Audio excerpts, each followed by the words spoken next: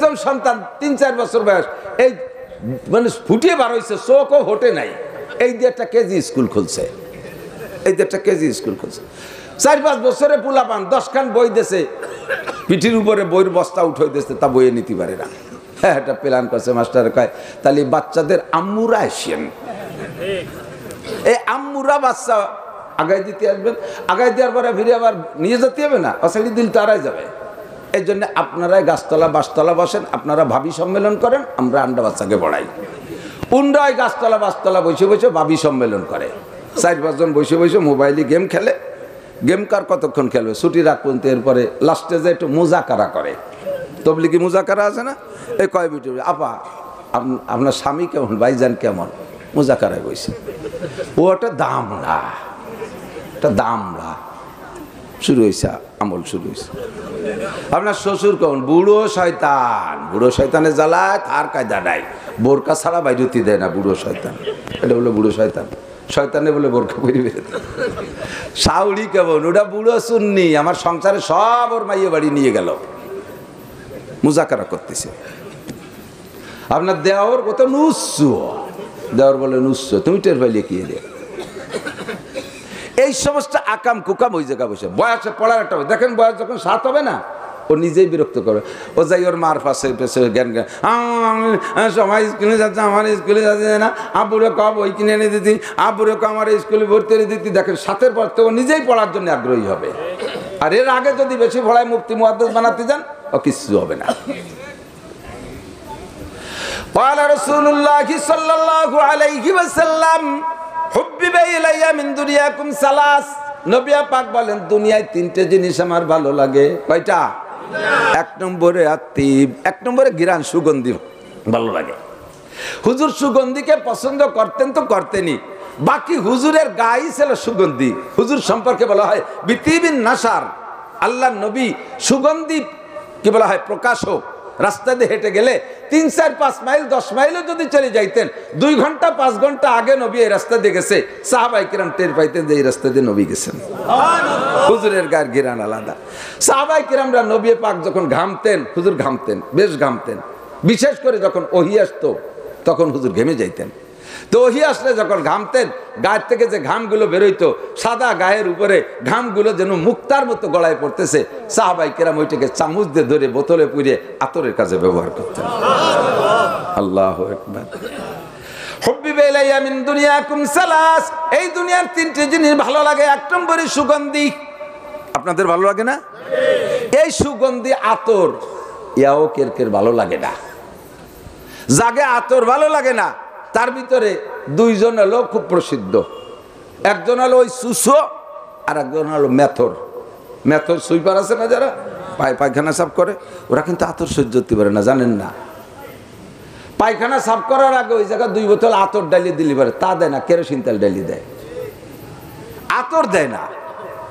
ওরা আতর সহ্য করতে পারে না, আতরে গেলেন পায়খানা শক্তি শক্তি শক্তি শক্তি, পরে তা সে আতরে সাদারাই গেছে।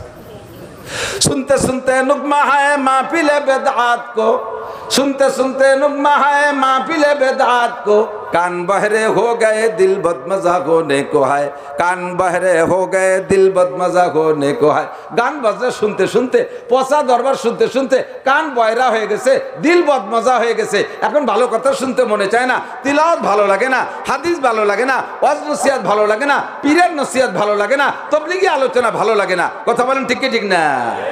सुनते सुनते नुगमा है महफिल बेदात को, कान बहरे हो गए दिल बदमजा होने को है। পায়খানার গন্ধ শুকতে শুকতে আতরের গন্ধ ভালো লাগে না।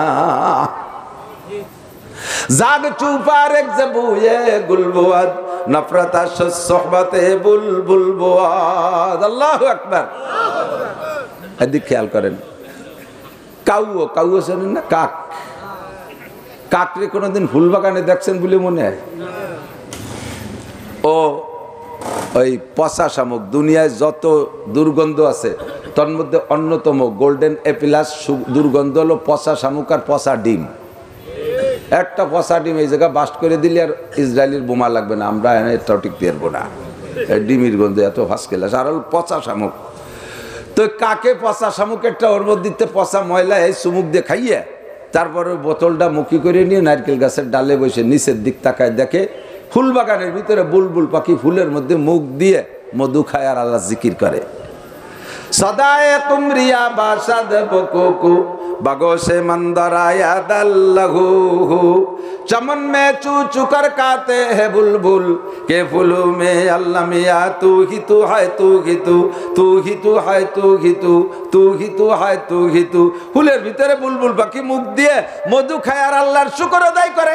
আল্লাহ মিয়া তু হি তু হয় তু হি তু ফুলের মধ্যে আল্লাহ তুমি, ফলের মধ্যে আল্লাহ তুমি, মধুর মধ্যে আল্লাহ তুমি, গোলাপের মধ্যে তুমি, হাসনাহিনার মধ্যে তুমি, রজনীগন্ধার মধ্যে তুমি, গন্ধরাজের মধ্যে তুমি।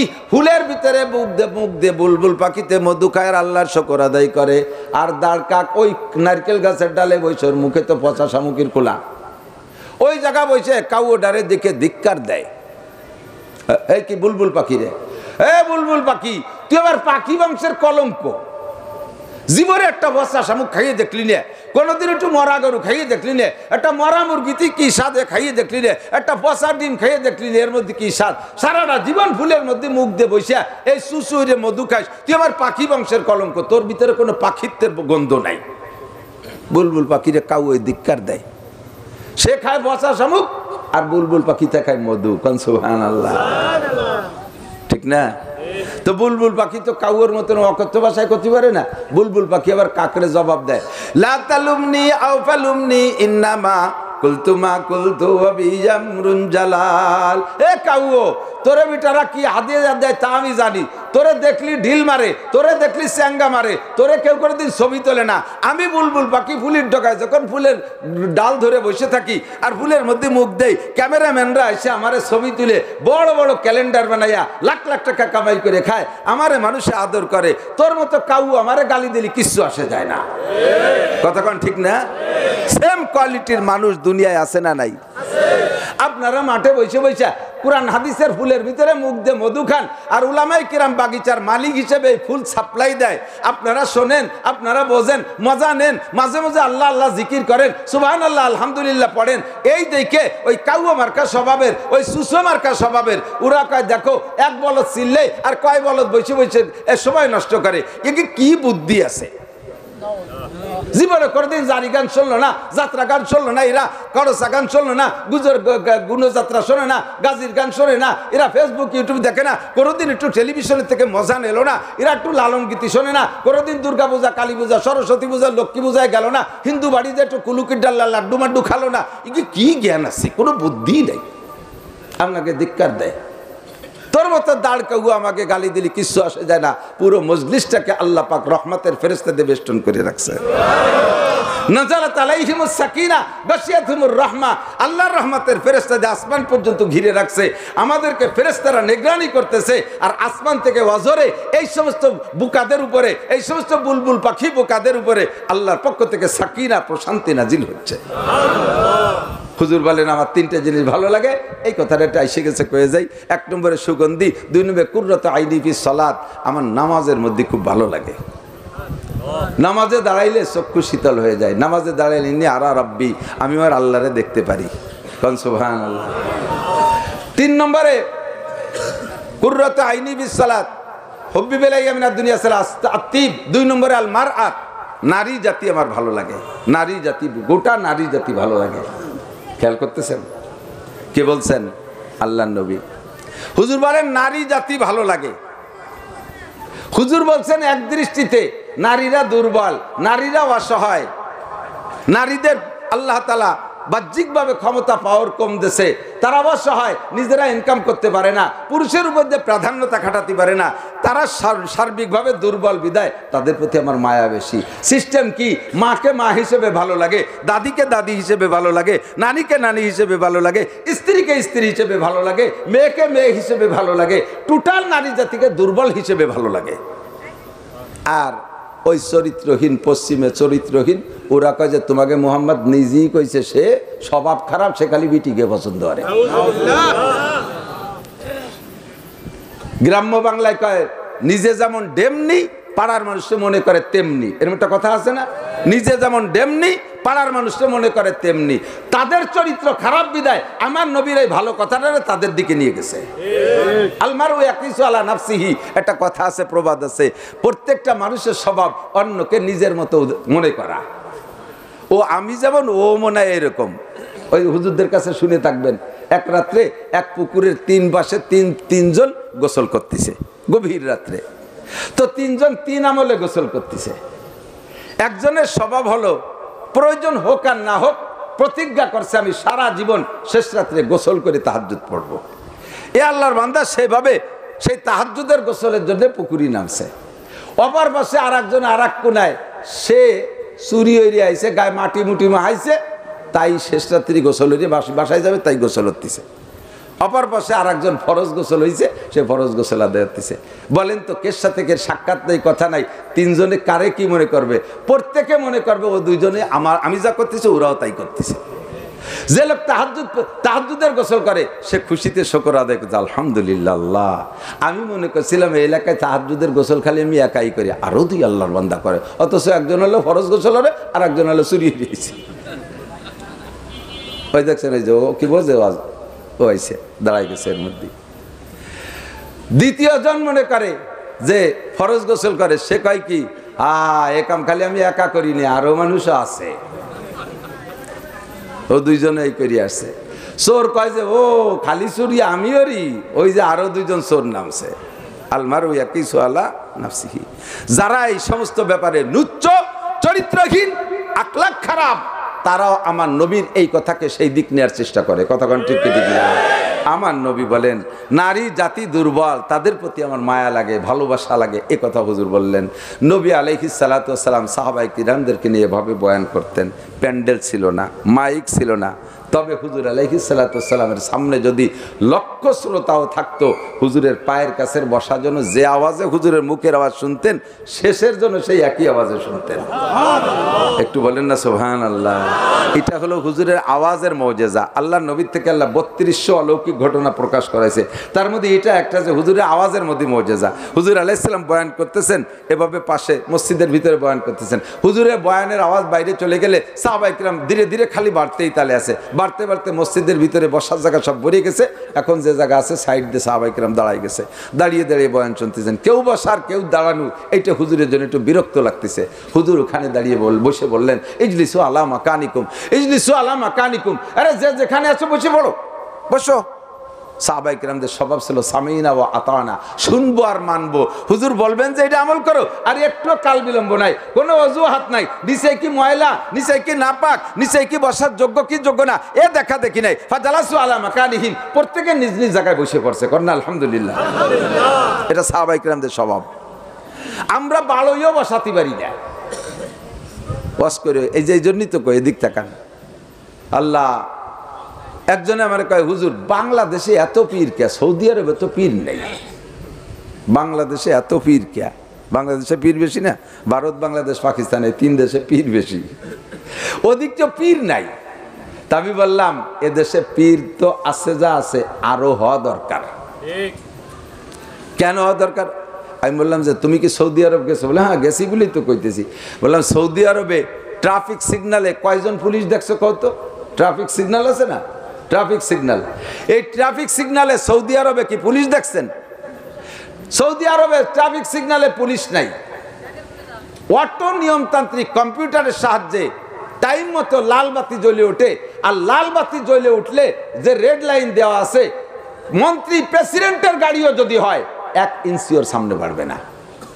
কতক্ষণ পুলিশ লাগে না, শুধু রেড লাইট জ্বলে ওঠে, তাতেই মন্ত্রী এমপিদের গাড়ি জায়গায় দাঁড়ায় যায়, একটা পুলিশ লাগে না। আর বাংলাদেশে পুলিশে আসতো আগিয়েলা বাস নিয়ে দাঁড়ায় থাকে, পুলিশে মারিয়ে দিয়ে ট্রাক সারিয়ে। কতক্ষণ যে দেশে খালি লাইটের সিগন্যাল মানে সে দেশে পীর লাগে না, আর যে দেশে আহিয়েলা বাইর দিয়ে বাড়াও ঠেয়ানো যায় না সে দেশে পীর তো আরো লাগবে, তা কম হয়ে গেছে। বিশ্বের অনেক দেশে মুসলিম কান্ট্রিগুলোতেই এভাবে খোলা ময়দানে উন্মুক্ত পরিবেশে রাতের দীর্ঘক্ষণ বয়ান করা, মাইক ব্যবহার করার অনুমতি নাই। আল্লাহ পাক আমাদের জন্য রেখেছেন, এজন্য শুকর আদায় করি আলহামদুলিল্লাহ। যেই সৌদি আরব থেকে সারা পৃথিবীতে দিন ছড়িয়েছে, সেই সৌদি আরবেই এভাবে উন্মুক্ত পরিবেশে ওয়াজ করার সুযোগ নেই। আমরা অনেক মাহফিল করেছি সৌদি আরবে, আলহামদুলিল্লাহ, খোলা মাঠে না। ও দেশে বলে ইস্তেরাহা, রেস্ট হাউস, বড় বড় হল রুমের ভিতরে বক্স দিয়ে ভিতরে বয়ান হবে, বাইরে সাউন্ড যেতে পারবে না। তাও মাননীয় সরকার মহোদয় যদি জানতে পারে যে ও জায়গা কিছু হিদায়তি কথা আলোচনা করতেছে, এক মৌলবী আর কয় বলদ বোকা শুনতেছে, সাথে সাথে পুলিশ পাঠাই দিয়ে ধরিয়ে নিয়ে যায়। সুবহানাল্লাহ, সুবহানাল্লাহ বলে কোরআন হাদিসের বয়ান হবে আর পুলিশই ধরে নিয়ে যাবে মুসলিম কান্ট্রিতে, এর চাইতে বড় দুঃখের কথা হতে পারে না। আমাদেরকে আল্লাহ তাআলা সারা পৃথিবীর ভিতরে যতগুলো ছোট দেশ আছে তার মধ্যে একটা ছোট দেশ, ক্ষুদ্র বাংলাদেশ, সামান্য কয়েক কিলোমিটারের বাংলাদেশকে স্বাধীন করে দিয়েছে, যার স্বাধীনতার স্বাদ আমরা বিভিন্নভাবে উপভোগ করি। যে কোনো জায়গায় ইচ্ছা করলে মসজিদ বানাইতে পারি, যে কোনো জায়গায় ইচ্ছা করলে মাদ্রাসা বানাইতে পারি, ইচ্ছা করলে মাহফিল করতে পারি। বিশ্ব ইজতেমার মতো এত বড় মাহফিল আমাদের বাংলাদেশে হয়। চরমোনাইয়ের ময়দানে লক্ষ লক্ষ মানুষের উপস্থিতি, রসুলপুরের ময়দানে হাজার হাজার লাখ লাখ মানুষের সমাগম, দেশে হাজার হাজার লক্ষাধিক মাদ্রাসা। উন্মুক্ত পরিবেশে ঈদের নামাজ পড়তে পারি, কোনো বাধা বিপত্তি নেই। তারই একটা অংশ হিসেবে আমাদের এই কানাইপুর মাদ্রাসা এবং আজকের মাহফিল। এই অবস্থার উপরে যদি সন্তুষ্ট থাকি আর এটাকে নিয়ামত মনে করি, তাহলে শুকর আদায় করলে আল্লাহ পাক এই নিয়ামত আমাদের জন্য অব্যাহত রাখবেন। আর এটার উপরে যদি আমরা চোখ রাঙ্গাই, অসন্তুষ্ট হই, দেশে মাদ্রাসার জ্বালায় হাঁটার কায়দা নাই, ব্যাঙ্গের সাতার মতো ফুটফুট করে মাদ্রাসা গজায় যাচ্ছে, এরকম সাপ্পারা চশ, ফার্সিতে বলে সাপ্পারা চশ।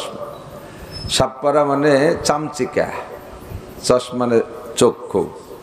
তো চামচে চক্ষু যারা আছে তাদের এগুলো দেখলে চোখের মধ্যে খারাপ লাগাটাই স্বাভাবিক, আছে না এরকম?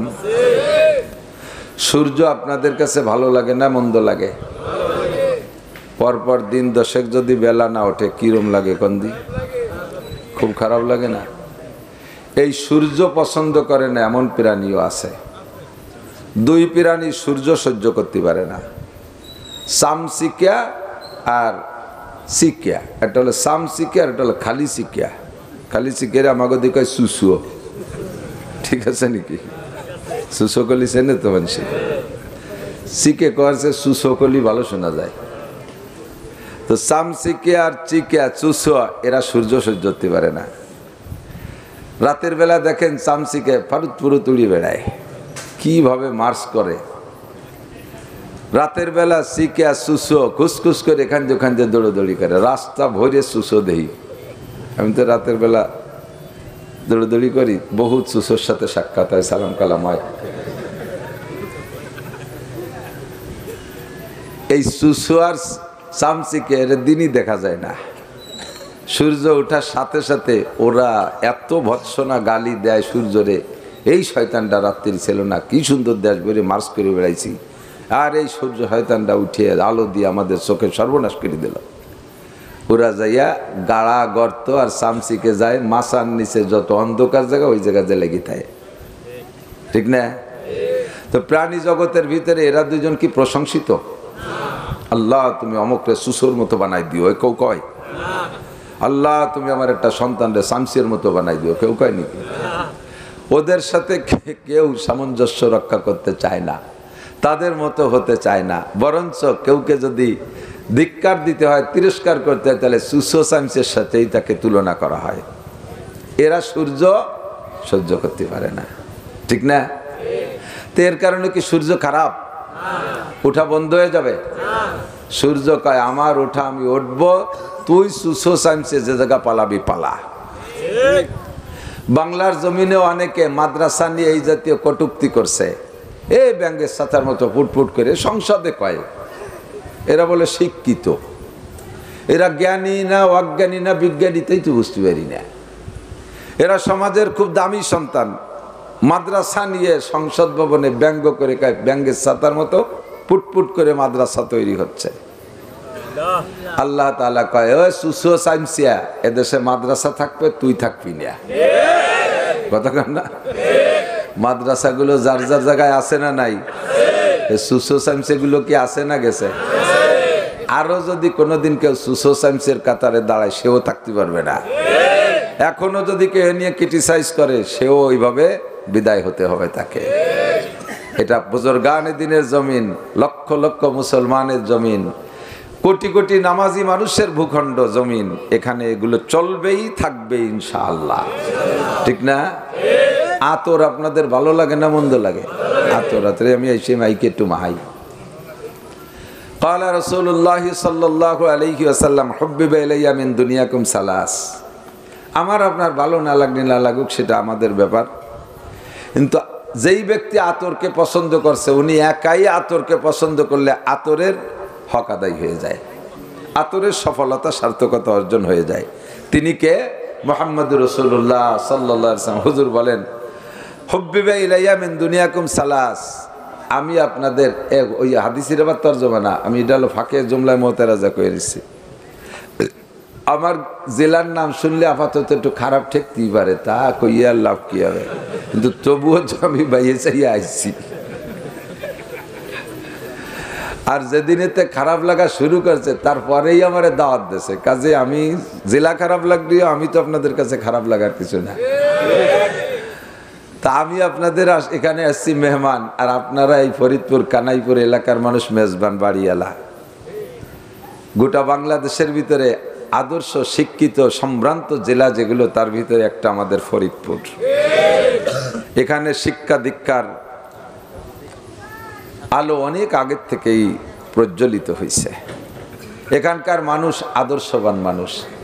সারা বাংলাদেশে ঘুরে কোন দেশের বিটিরা মহিলারা কিরম রান্না করে ও আমরাই ভালো জানি।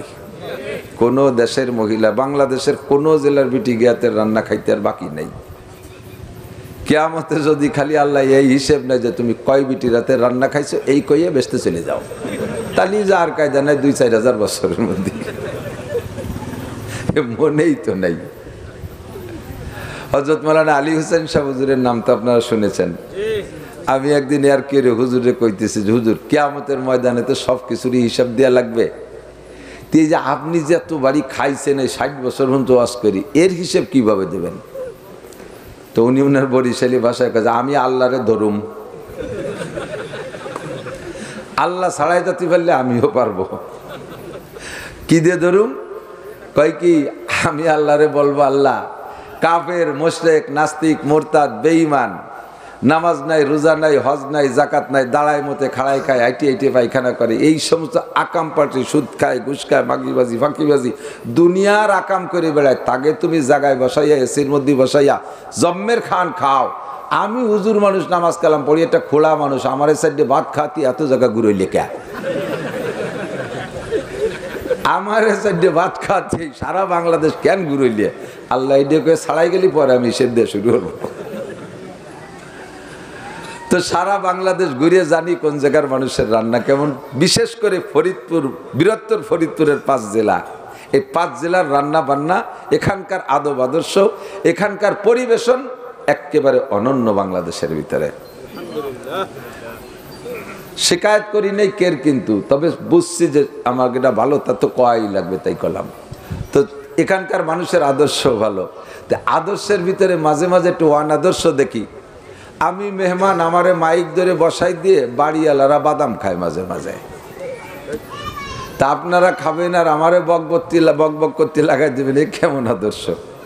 যদি বাদাম খাতি হয় দেন, আমারও সাইডে দেন, একদম বাদাম খাই দিয়ে সাফ করে গোটায় গাটায় বসি। আর যদি তা না হয়, সময় না হয়, তাহলে সবার বন্ধ থাকতে হবে। বাদামের একটা গিরান আছে, ওইতে না হয় আমার গিরান, আমার না হয় গিরান আসে, আমারও তো একটা পরাণ আছে, সেইও বসতে পারে। আর আল্লাহ পাক নিজেই এ ব্যাপারে নিষেধ করছেন, ওয়াইদা করি আল কোরআনু ফাসতামিউ লাহু ওয়া আনসিতু। যখন কোরআনে কারীম তেলাওয়াত হয় বা তরজমা তাফসীর হয়, অন্তরের কান দিয়ে শোনো, এমত অবস্থায় যে মুখের কাজ বন্ধ রাখো। ও আনসিতু, ইনসাত মানে চুপ থাকা, চুপ থাকা মানে মুখের কাজ বন্ধ রাখা, কথাও হবে না, মুখ দিয়ে কোনো কাজ হবে না, ফোন হবে না, পান হবে না, বিড়ি হবে না, সিগারেট হবে না, বাদাম হবে না, চানাচুর হবে না, সব বন্ধ রেখে একসাথে দুই কাজ হয় না, কানের কাজও চলবে, মুখের কাজও চলবে, দুই কাজ ভালো হবে না। বাদাম খাইয়েও মজা পাবেন না, অশুনেও ভালো হবে না। ছোট ছোট পোলাপানদেরকে, ওই যে পোলাপানদের কট্টুকেরটা নিয়েছে অশুনতি, এ দেখলে আবার আর কাজ এসে যায়, ভাবছি যে একদিক কবর যেটুক জানে এসে যায়, খোপা চালিয়ে কই জাতি। এই যে এদা গেদা ছোট, তার 2 বছর 3 বছর 5 বছর, এটা আপনারা ওয়াজ শুনতে আনেন না, এ ওয়াজ শুনতে আনবেন না, মসজিদেও নেবেন না। এগুলো মসজিদে নিলেও মসজিদে নেওয়া নিষেধ, ওরা মসজিদের আদব বোঝে না। অট্টুকতারে স্কুল কলেজেও ভর্তি দেবেন না, ওদের পড়ার বয়সই নেই। সেদিনকে এক হাফেজ সাহেব আমরা বলতেছে, হুজুর আমার বাচ্চাটার বয়স 7 বছর, হেফজ হয়েছে 7 পারা, এখন সে পড়তে চায় না, কি করি কন্দি হুজুর?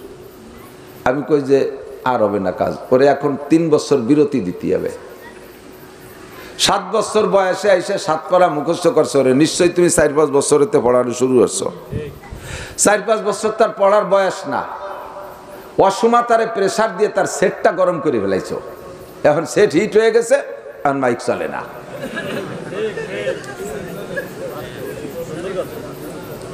আমার কথা না, বিশ্বনবী বলেন মুরু সিবিয়ানাকুম বিসসালাতি ওয়া হুম আবনাউ 7 সিনিন, তোমাদের বাচ্চাদের বয়স যখন 7 হবে তারপরে থেকে নামাজের হুকুম করবা, লেখাপড়ার হুকুম করবা, লেখাপড়ার দিকে তাকে আগাই দেবা। যখন বয়স 7 হবে, 7-এর আগে তারে কোনো মতে এগুলোর প্রেসার দিবা না। 7-এর আগে পড়ালেখার বুদ্ধি তৈরি হয় না। প্রথম সন্তান হুজুর গেওকার পাবলিকই রোগ, একেবারে কথা সে আর শুরুতে পড়ানো শুরু করে দেয়। 3-4 বছরে তা দেই যে সূরা আর রহমান পড়ানোর জন্য ফিটি ড্যাপ ড্যাপ করে চড়াচ্ছে, কি করিস? অট্টুক তার এইভাবে মারে, আর রহমান মুখস্থ হতে পারতেছে না। 4 বছর বয়স হয়ে গেলে এখন হাফেজ মৌলানা হতে পারলো না, লেখাপড়া কবে করবে? আবার তুমি কয় লাইন ফিরে তুইছ, তুমি কি ভাস? আমি তো হযরত মৌলানা কারি সাহেব হুজুর, 49 বছর বয়সে হযরত মৌলানা কারি সাহেব হুজুর 4 বছরে আর রহমান পড়ায়। কাজেই 7 বছর বয়সে তার সেট গরম হয়ে গেছে, এখনকার পড়বো না। এরপর চাপ দিলি পাগল হয়ে যাবে, প্রেসার দিলি পাগল। এই 3-4 বছরে তা মসজিদে নিয়ে যায়, আদরের ঠেলায় নিয়ে খানিক নাচানাচি রে নামাজে দাঁড়াইছে, ফাঁসে তুইয়ে যার সময় চকলেট কিনে দিছে। বাপ যখন রুকুতি গেছে, চকলেট একটা খুলে কাব্বা খা, তাই যে মুখের সাথে চকলেট ধরছে, ফাঁসে যে 2জন শুনতেছে, ওরা হাসি দেবে না? পুরো মসজিদ হাসা হাসি হয়ে গেছে। ইমাম সাহেবের 4 বছরই একটা নিয়ে গেছে মসজিদে, আমি সেই মসজিদে সেদিন নামাজ পড়ি, নামাজ পড়তে গেছি, দেই যে ইমাম সাহেবের চেহারাও ভালো, জামা জুব্ব পরায় নিছে, ছোট বাচ্চাকে এগুলো পড়ালে ভালো দেখা যায়। এই দেখে মুসল্লিরা হুজুরির ছেলে খুব আদর আল্লাহ করি টরি নাচাইটা চাইয়া এই করতে করতে জামাতের সময় হয়ে গেছে। এখন হবে কোন জায়গা, মেম্বারের পর বসাই দিয়ে হুজুর নামাজে দাঁড়াইছে সবাই নিয়ে, ও কি বসে থামাল? বাপের তাকবীর দিয়ে কিরাত শুরু হচ্ছে, আর ও সব কাতারের মধ্যে দিয়ে ঘুরে ঘুরে তওয়াফ করতেছে। যার সামনে যায় সে ঠেলা দেয়, সান্না দিয়ে ঠেলা দেয়। এই ঠেলা খাতি খাতি পুরো 2 রিকাত হয়েছে। 3য় রিকাতে ফিরে বাপের সামনে যে যায় নামাজের উপরে পায়জামা খুলে মুতি দিছে। এবং সবাই নামাজ ছাড়ি দিন, একটা অ্যাক্সিডেন্ট হয়ে গেছে। কি হয়েছে? এই হয়েছে, তুমি তো ইমামতি কইছে কিরা? এই এলেম নাই যে 4 বছরের মসজিদে আনা যাবে না, ও মসজিদের আদব বোঝে না, যে প্র্যাকটিস করাই, অত আগে প্র্যাকটিস করাইলে প্র্যাকটিস মনে থাকে না। প্র্যাকটিসের বয়স নবী বলেছেন, সাথে অর্ডার করো, ওয়াজরিবুহুম আলাইহা ওয়া হুম আবনাউ 10 সিনিন, বাচ্চাদের বয়স যখন হবে 7-10-এর, 7-এর পরে 10 বছর পুরার পরে যদি একদিন বেশি হয়ে যায়, আর সেই দিন যদি সে নামাজ না পড়ে, ওয়াজরিবুহুম আলাইহা, নামাজের কারণে তার একটা পিটেন দেওয়া মা বাবার জন্য ওয়াজিব। 10-এ যায় পিটেও না, 4 ভরাতি ভরাতি একেবারে বিশাল কিছু করে ফেলা। 10-15-20 হয়ে গেছে তখন আর মসজিদে যায় না। যখন বিড়ি খাইয়ে মসজিদে জাল না দিয়ে দুমো মারি দিয়ে এটি চলে যায়, মসজিদে যায় না। এ দারোগার গরুর মতো, দারোগার গায়ের কিচ্ছা শুনছেন না? দারোগা সাহেবের গাই মসজিদে যাইয়ে, মসজিদের দরজা খোলা পাইছে, যে ভিতরে যাইয়ে চেনাই নেদায় পেশাব পায়খানা করি টরি জাগর কাটতেছে। ইমাম সাহেব হজের সময় মসজিদে যেয়ে দেয় যে মসজিদের 12টা বাজে গেছে, সে বাজাইছে যে সে গাই শোয়া রাগে তো ভৎফৎ করতে এখন আমি একটু টাইমের ভিতরে কখন কিভাবে মসজিদ সাফ করবো, এরপরে নামাজ হবে আজান হবে, কি দিয়ে একটা ঝামেলা বেড়ে যে গাইরে একশোটে বাড়িতে মসজিদে বেড়েছে। তো গাইরে পিটেন দিলি গাই তো তার বাড়ির দিকে যাবে, যাতে যাতে সে দারোগার উঠোনে গেছে আর গাইতে ব্যবহারে ডাকতেছে বাড়ির ঠেলায়, দারোগা উপর তলার থেকে হ্যাঁ কে দেয় যে ওনার গাই দিয়েই বাড়িছে হুজুর। হ্যাঁ হুজুর গাই পিটেন কেন? যাইয়ে দেন মসজিদের কি আছে, যে দেখেন আপনার গাই মসজিদি, আমি যে যে শুইয়ে পেশা পায়খানা করিয়েছে নাই না তাই নষ্ট বছরে জাগর কাটতেছে। দারোগা সাহেব কয় ওর কি বোধ আছে? ও কি বোঝে? ও বোঝে না বলে তো মসজিদে গেছে। আমার কোনোদিন দেখছো মসজিদে? আমি বুঝি, আমি কোনোদিন যাইনি, ও বোঝে না তাই গেছে। তোমারটা 3, 4, 5 বছর কিন্তু বোঝে না বিদায় নাজে নাজে যায়, বুঝলি আর যাবে না। এইগুলো মসজিদে আইনে এই মাহফিলে আইনে সামনে বসায় দেয়, ক্যাসের মাসের অতি তালে তাই তাকে জ্বালায় ওয়াজি করতে পারি। আজকে আপনাদের শ্রোতাদের কোয়ালিটি ভালো আছে আলহামদুলিল্লাহ। তবে কথাটা মনে রাখেন, এই সে গত বছর আসরের নামাজ পড়তেছি আমাদের এই দিক আসতে, এই জায়গার নাম পাবো না, এক জায়গায় এসে আসরের নামাজ পড়তেছি, বুড়ো ওই নাতি একটা নিয়েছে, ওইরকম এই যে আমার পাশে চকলেট ছাড়তেছে দাদারের রুকুর মধ্যে। বুড়ো নামাজের মধ্যে খায়নি কিন্তু জানে যে চকলেট খাওয়া জায়েজ নেই, খায় না বিদায় ওই নাতি রাগ করে দাদার লুঙ্গি ধরে ঝুলিয়ে পড়ছে, উপরতে খুলে গেছে, এই জন্য নিষেধ করছে। ও বোঝে না, ওর পর রাগ করে লাভ নাই, রাগ করলাম বুড়ো রে, বুড়ো আবার আমারে ব্যাক করে খায়, এখন থেকে অভ্যাসটা করলি, আমি তো ওর বাপ কো কয় সেটা তো পড়ে না নামাজ, তো তারে আগে তো অভ্যাস করাতে পারো নাই, ওইরকম অভ্যাস তারও করাইছিল, সেটা টেকে নেই, অসময় অভ্যাস করাইলি টেকে না। প্রথম সন্তান 3-4 বছর বয়স, এই মানে ফুটিয়ে বার হয়েছে, চোখও হোটে নাই, এই দিয়ে একটা কেজি স্কুল খুলছে, এই দিয়ে একটা কেজি স্কুল খুলছে। 4-5 বছরে পোলা পান 10 খান বই দেশে, পিঠির উপরে বইয়ের বস্তা উঠে দিয়েছে, তা বইয়ে নিতে পারে না। হ্যাঁ একটা প্ল্যান করছে, মাস্টার কয় তাহলে বাচ্চাদের আম্মুরা আসেন, এই আম্মুরা বাচ্চা আগাই দিতে আসবেন, আগাই দেওয়ার পরে ফিরে আবার নিয়ে যেতে হবে না, অসাইডি দিল তারাই যাবে। এই জন্য আপনারাই গাছতলা বাসতলা বসেন, আপনারা ভাবি সম্মেলন করেন, আমরা আন্ডা বাচ্চাকে পড়াই। উন্ডায় গাছতলা বাসতলা বসে বসে ভাবি সম্মেলন করে, 4-5 জন বসে বসে মোবাইলে গেম খেলে, গেম কার কতক্ষণ খেলবে, ছুটি রাখ পর্যন্ত, এরপরে লাস্টে যে একটু মুজাকারা করে, তবলিগি মুজাকারা আছে না, এই কয় বিটি আপা আপনার স্বামী কেমন, ভাইজান কেমন, মুজাকারায় বসে, ও একটা দাম না, একটা দাম না, শুরু হয়েছে আমল, শুরু হয়েছে। আপনার শ্বশুর কেমন, বুড়ো শয়তান, বুড়ো শয়তানের জ্বালায় তার কায়দা নাই, বোরকা ছাড়া বাইরতি দেয় না বুড়ো শয়তান, এটা বলে বুড়ো শয়তান, শয়তানে বলে বোরকা পরিবে। শাউরি কেমন, ওটা বুড়ো সুন্নি, আমার সংসারে সব ওর মাইয়ে বাড়ি নিয়ে গেল, মুজাকারা করতেছে। আপনার দেওয়ার কত নুচ্ছ, দেওয়ার বলে নুচ্ছ, তুমি টের পাইলে কি দেয়,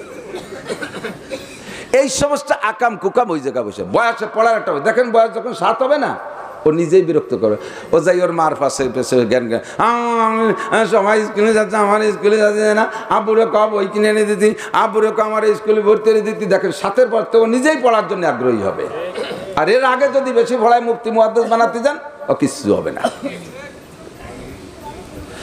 قال رسول الله صلى الله عليه وسلم হুব্বিবা ইলাইয়া মিন দুনিয়াকুম সালাস, নবী পাক বলেন দুনিয়ায় 3টে জিনিস আমার ভালো লাগে। কয়টা? 1 নম্বরে আতিব, 1 নম্বরে ঘ্রাণ, সুগন্ধি ভালো লাগে। হুজুর সুগন্ধিকে পছন্দ করতেন তো করতেনই, বাকি হুজুরের গায়ে ছিল সুগন্ধি। হুজুর সম্পর্কে বলা হয় বিতিবিন নাসার, আল্লাহর নবী সুগন্ধি কি বলা হয় প্রকাশক। রাস্তা দিয়ে হেঁটে গেলে 3, 4, 5 মাইল 10 মাইলও যদি চলে যাইতেন, 2 ঘন্টা 5 ঘন্টা আগে নবী এই রাস্তা দিয়ে গেছে, সাহাবায়ে কিরাম টের পাইতেন যে এই রাস্তা দিয়ে নবী গেছেন। হুজুরের গায়ের ঘিরান আলাদা। সাহাবায়ে কিরামরা নবী পাক যখন ঘামতেন, হুজুর ঘামতেন, বেশ ঘামতেন, বিশেষ করে যখন ওহী আসতো তখন হুজুর ঘেমে যাইতেন। তো ওহী আসলে যখন ঘামতেন, গায়ের থেকে যে ঘামগুলো বেরোইতো, সাদা গায়ের উপরে ঘামগুলো যেন মুক্তার মতো গলায় পড়তেছে, সাহাবায়ে কেরাম ওইটাকে চামচ দিয়ে ধরে বোতলে পুরে আতরের কাজে ব্যবহার করতেন। আল্লাহু আকবার।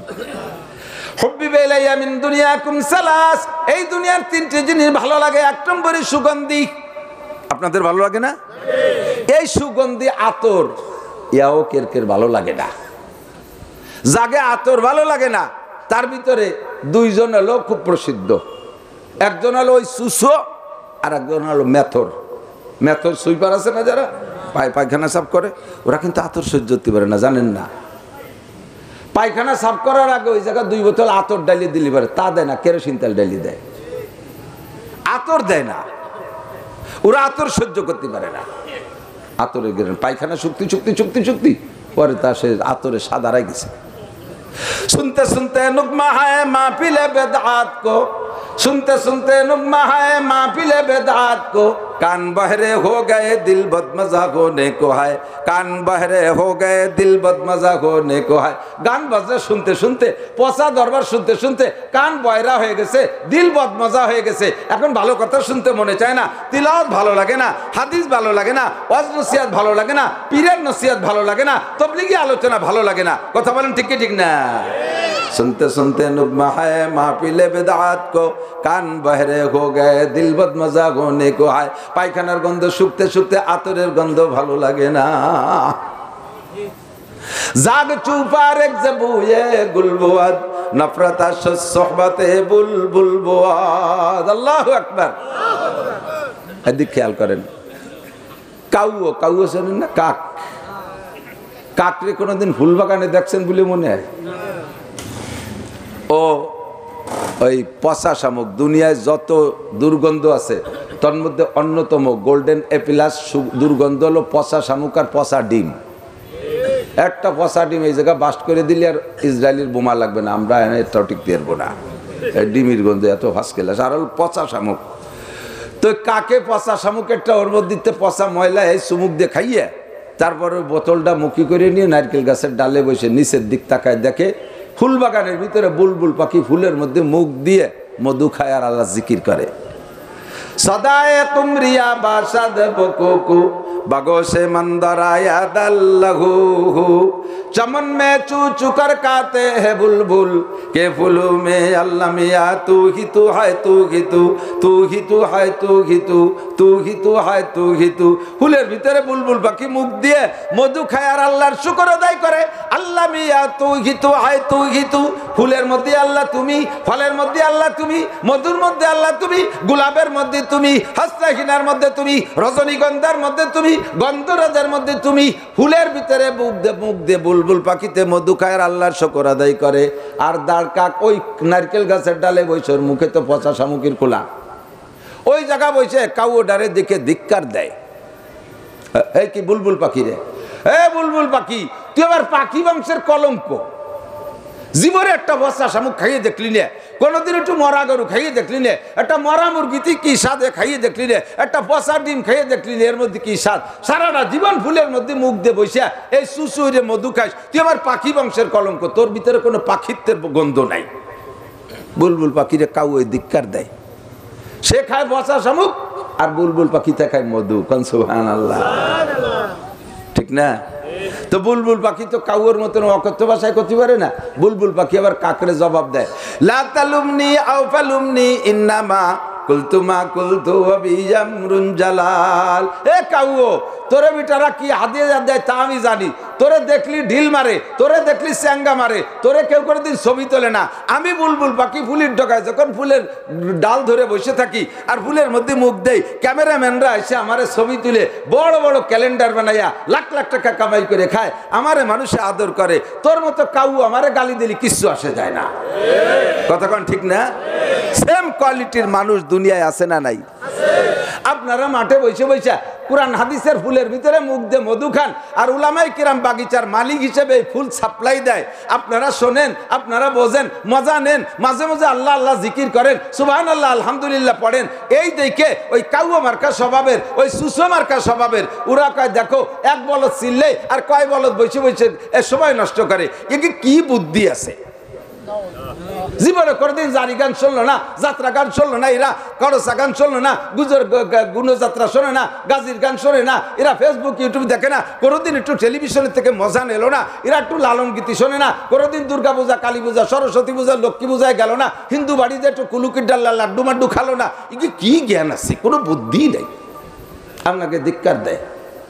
তোর মতো দাঁড় কেউ আমাকে গালি দিলি কিচ্ছু আসে যায় না। পুরো মজলিসটাকে আল্লাহ পাক রহমতের ফেরেশতা দিয়ে বেষ্টন করে রাখছে। নাযালাত আলাইহিমুস সাকিনা গাশিয়াতুহুমুর রাহমা, আল্লাহর রহমতের ফেরেশতা দিয়ে আসমান পর্যন্ত ঘিরে রাখছে। আমাদেরকে ফেরেশতারা নিগরানি করতেছে, আর আসমান থেকে ওয়াজরে এই সমস্ত বুকাদের উপরে, এই সমস্ত বুলবুল পাখি বুকাদের উপরে আল্লাহর পক্ষ থেকে সাকিনা প্রশান্তি নাজিল হচ্ছে। হুজুর বলেন আমার তিনটে জিনিস ভালো লাগে, এই কথাটা একটা এসে গেছে কয়ে যাই।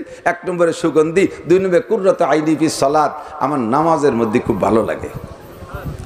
নামাজে দাঁড়াইলে চক্ষু শীতল হয়ে যায়। নামাজে দাঁড়াইলে ইন্নী আরা রাব্বি, আমি আমার আল্লাহরে দেখতে পারি। কোন সুবহানাল্লাহ। 3 নম্বরে কুররাতু আইনি ফি সালাত, হুব্বি ইলাইয়া মিনাদ দুনিয়া সালাত আতিব। 2 নম্বরে আল মারআত, নারী জাতি আমার ভালো লাগে। নারী জাতি, গোটা নারী জাতি ভালো লাগে। খেয়াল করতেছেন? কে বলছেন? আল্লাহর নবী। হুজুর বলেন নারী জাতি ভালো লাগে।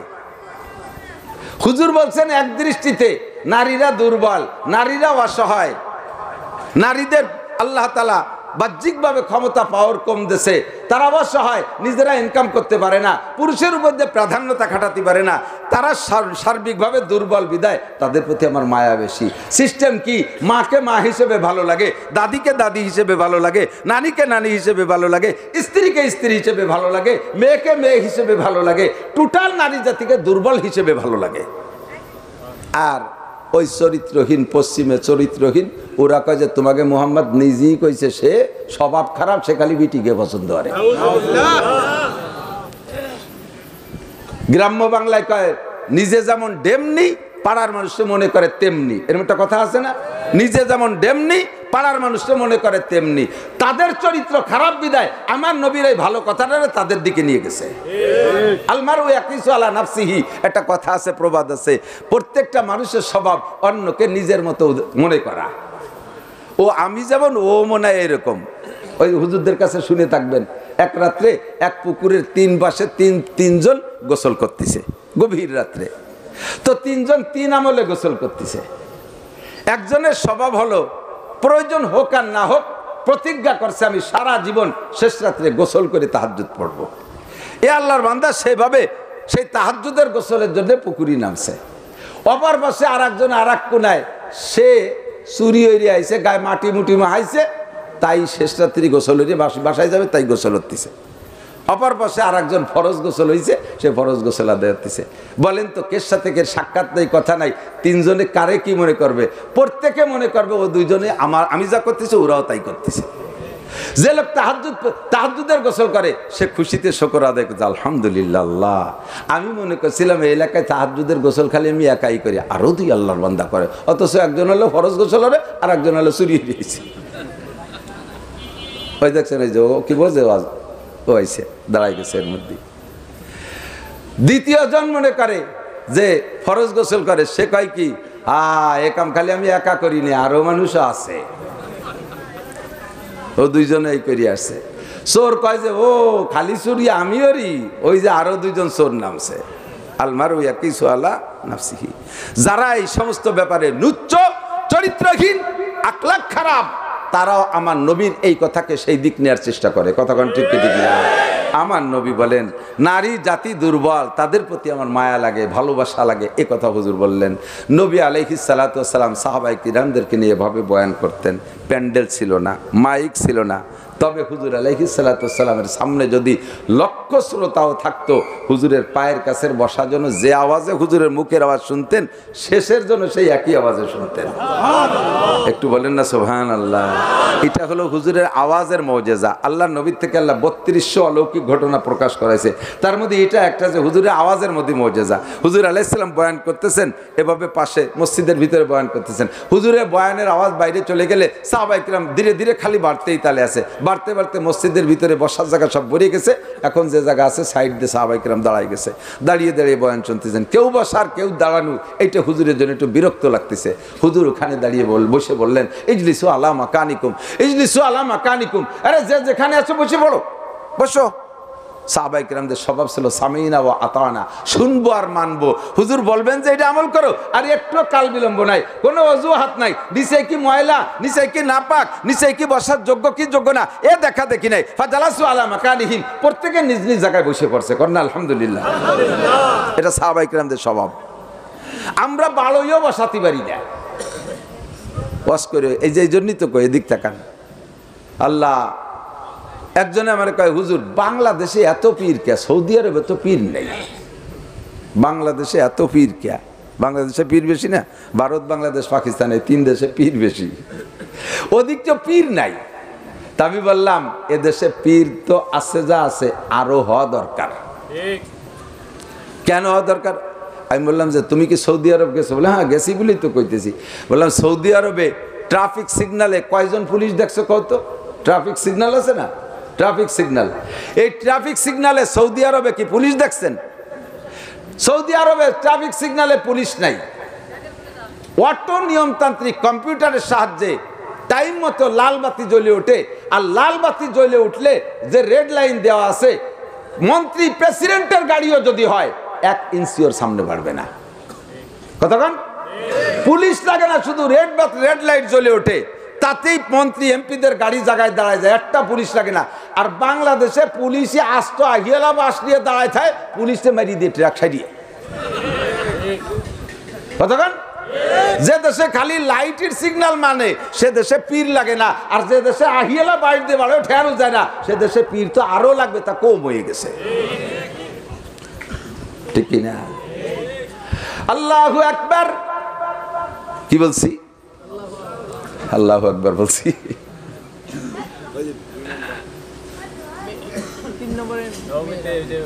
সব হয়ে গেছে। নবী আলাইহিস সালাতু ওয়াস সালাম সাহাবায়ে কিরামদেরকে নিয়ে বয়ান করতেন, ইজলিসু আলা মাকানিকুম, বলার সাথে সাথে বসো। তাদের আর ট্রাফিক লাগে নাই, বলতে যে দেরি, আমল করতে দেরি নাই। আল্লাহু আকবার। আল্লাহ পাক ওই আয়াতটা মনে হয় আমাকে দিক তাকাইয়া, বাঙালি বিশেষ করে বাঙালির দিক তাকাইয়া আয়াত নাজিল করছে, উলাইকা কাল আনআম। একটা আয়াত শুনছেন না? একটা আয়াতের শেষে উলাইকা কাল আনআম, এই মানুষগুলো চতুষ্পদ জন্তুর মতো। এরপরে কয় বালহুম আদাল্লু, তার চাইতে নিকৃষ্ট। উলাইকা কাল আনআম মানে কি? এই অবশ্য কথা কয় কারা? এই যা বাড়ি জরুরি কথা হলে মাইকি কর, আর নাই চুপচাপ। ওয়ালাকাদ যারানা লিজাহান্নামা কাসীরাম মিনাল জিন্নি ওয়াল ইনস লাহুম কুলুবুন লা ইয়াফকাহুনা বিহা ওয়া লাহুম আয়ুনুন লা ইউবসিরুনা বিহা ওয়া লাহুম আযানুন লা ইয়াসমাউনা বিহা উলাইকা কাল আনআমি বাল হুম আদাল্লু উলাইকা হুমুল গাফিলুন। আল্লাহ পাক বলেন এক শ্রেণীর মানুষ আর জিনকে আমি জাহান্নামের জন্য বানাইছি, তাদেরকে দিয়ে জাহান্নাম ভরপুর করব। তারা কারা? লাহুম কুলুবুল লা ইয়াফকাহুনা বিহা, তাদের দিল আছে, ব্রেন আছে, যা বোঝা দরকার তা বুঝবে না, বুঝবে যত উল্টো পাল্টা, বুঝবে যত নেগেটিভ, কোনোদিনও পজিটিভটা বুঝবে না। তাদের দুটো চক্ষু দিয়েছি, চক্ষু দিয়ে যা দেখা দরকার তা তারা দেখবে না, যা নিষেধ করা হয়েছে তাই তারা দেখতে বড় নিশা পাবে, বড় মজা পাবে। ওয়ালাহুম আযানুন লা ইয়াসমাউনা বিহা, দুটো কান দিয়েছি, এই কান দিয়ে যা শুনতে বলেছি তা শুনতে তাদের ভালো লাগবে না, শুনবে যত নোংরামি আর পচা গান্দামি। এই মানুষগুলো এই 3টি অঙ্গের বাস্তব দায়িত্ব পালন না করার কারণে তারা মানবতার থেকে নেমে যায়। আমাদের খেয়াল, তারা মানবতার থেকে নেমে যায়। কাণ্ডে জায়গা মতো লাগায় না, চোখে জায়গা মতো ব্যবহার করে না, ব্রেনটাকে জায়গা মতো ব্যবহার না করার কারণে এই মানুষগুলো মানুষের কাতারে থাকে না, তারা মানবতার থেকে নেমে যায়। মানবতার থেকে নামার সাথে সাথে তারা পশুর রূপ ধারণ করে। এর ভিতরে এক একজনের এক এক রকম পশুর রূপ ধারণ করে, এক একজনের চরিত্র এক এক রকম হয়ে যায়। এর ভিতরে কুকুরের চরিত্র আসে, এর ভিতরে শুকরের চরিত্র আসে, এর ভিতরে সাপের চরিত্র আসে, এর ভিতরে বান্দরের চরিত্র আসে। এক একজনের মধ্যে এক এক রকম চরিত্র আসে। আসে। এই জন্য আল্লাহ বলেন এই তিনটি অঙ্গকে যারা কাজে লাগাইলো না, এই মানুষগুলো কালা আনআম, সেম কোয়ালিটি অফ অ্যানিম্যাল। এরপরে আবার অ্যানিম্যাল পশুতে আল্লাহর কাছে মামলা দেয়। রব্বুল আলামিন, তুমি যাদেরকে আমাদের মতো আমাদের সাথে তুলনা করতেছো, এই মানুষগুলো যা করে, ওই দোপাইয়া জানোয়ারগুলো যা করে, যাদেরকে আমরা জানোয়ার আমাদের সাথে তুলনা করলে এই দোপাইয়া জানোয়ারগুলো যা করে ওই কাম তো আমরা করি না, তারা তো আমাদের চাইতো খারাপ কাম করে। রব্বুল আলামিন, তাহলে তুমি তাদেরকে আমাদের সাথে তুলনা কইরা আমাদেরকে লজ্জা দিলে, আমাদের অপমান করলে। আল্লাহ পাক বলেন ঠিক আছে, তোদের সাথে তুলনা করার পরে তাদেরকে আরেকটা ক্লাস নামাইয়া দিলাম। বালহুম আদাল্লু, এই মানুষগুলো মানুষ নামের পশুগুলো পশু সমতুল্য নয়, বরঞ্চ তার চাইতো নিকৃষ্ট। কতক্ষণ বলতে গেলে আমার রাত কেটে যাবে, অত বলতে পারবো না। দুই তিনটে মিসাল শোনেন। ও দোস্ত, জীবনে করে দেখেন, কুকুরের স্বভাব হলো পরশ্রী কাতর। পুরুষের ইম্পর্টেন্ট একেবারে 1 নম্বর স্বভাব হলো পরশ্রী কাতর। পুরুষে এক কুকুরে আর এক কুকুরের খাওয়া দেখতে পারে না। একটা কুকুরে একটা মরা গরু পাইছে, একাই সন্ধান পাইছে।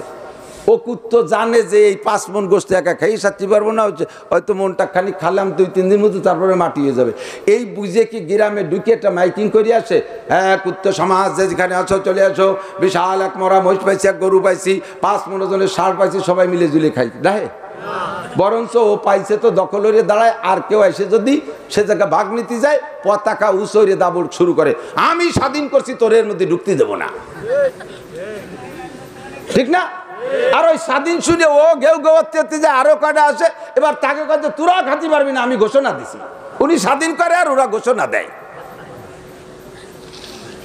কতক্ষণ এই পরশ্রী কাতর স্বভাব হলো কুকুরের। তারপরও এর এই স্বভাবের কারণে কুত্তই খুব মারামারি, রাস্তাঘাটে প্রচুর মারামারি কুত্তই। কিন্তু একটা জিনিস দেখবেন না, আমার বিশ্বাস, কুত্তো মারে, একটা পুরুষ কুত্তা আর একটা পুরুষ কুত্তার সাথে গ্যাঞ্জাম বাঁধায়, মহিলা কুত্তার সাথে গ্যাঞ্জাম বাঁধায় না। সে জানে যে ওটা আমার বউ, এখন কাজে না লাগলেও কাতি মাসে লাগবে, এই একটা তার হিসেব আছে।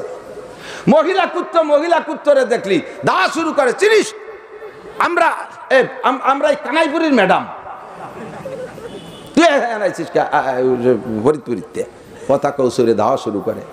আর একটা মহিলা কুত্তরে সহ্য করতে পারে না। কিন্তু রাস্তায় যদি একটা পুরুষ কুত্ত দেখা হয়ে যায়, ওরে কয় বাইসে গেলে আজকে স্বামীর সাথে দেখা হয়ে গেছে, জন্তুই বাইসে গেলি। তারা স্বামী স্ত্রী সম্পর্ক ঠিক রাখে। একটা আইডিয়া আর একটা আইডিয়ারে মারে, গাই মারে না। একটা গাই আর একটা গাইরে মারে, আইডিয়া মারে না।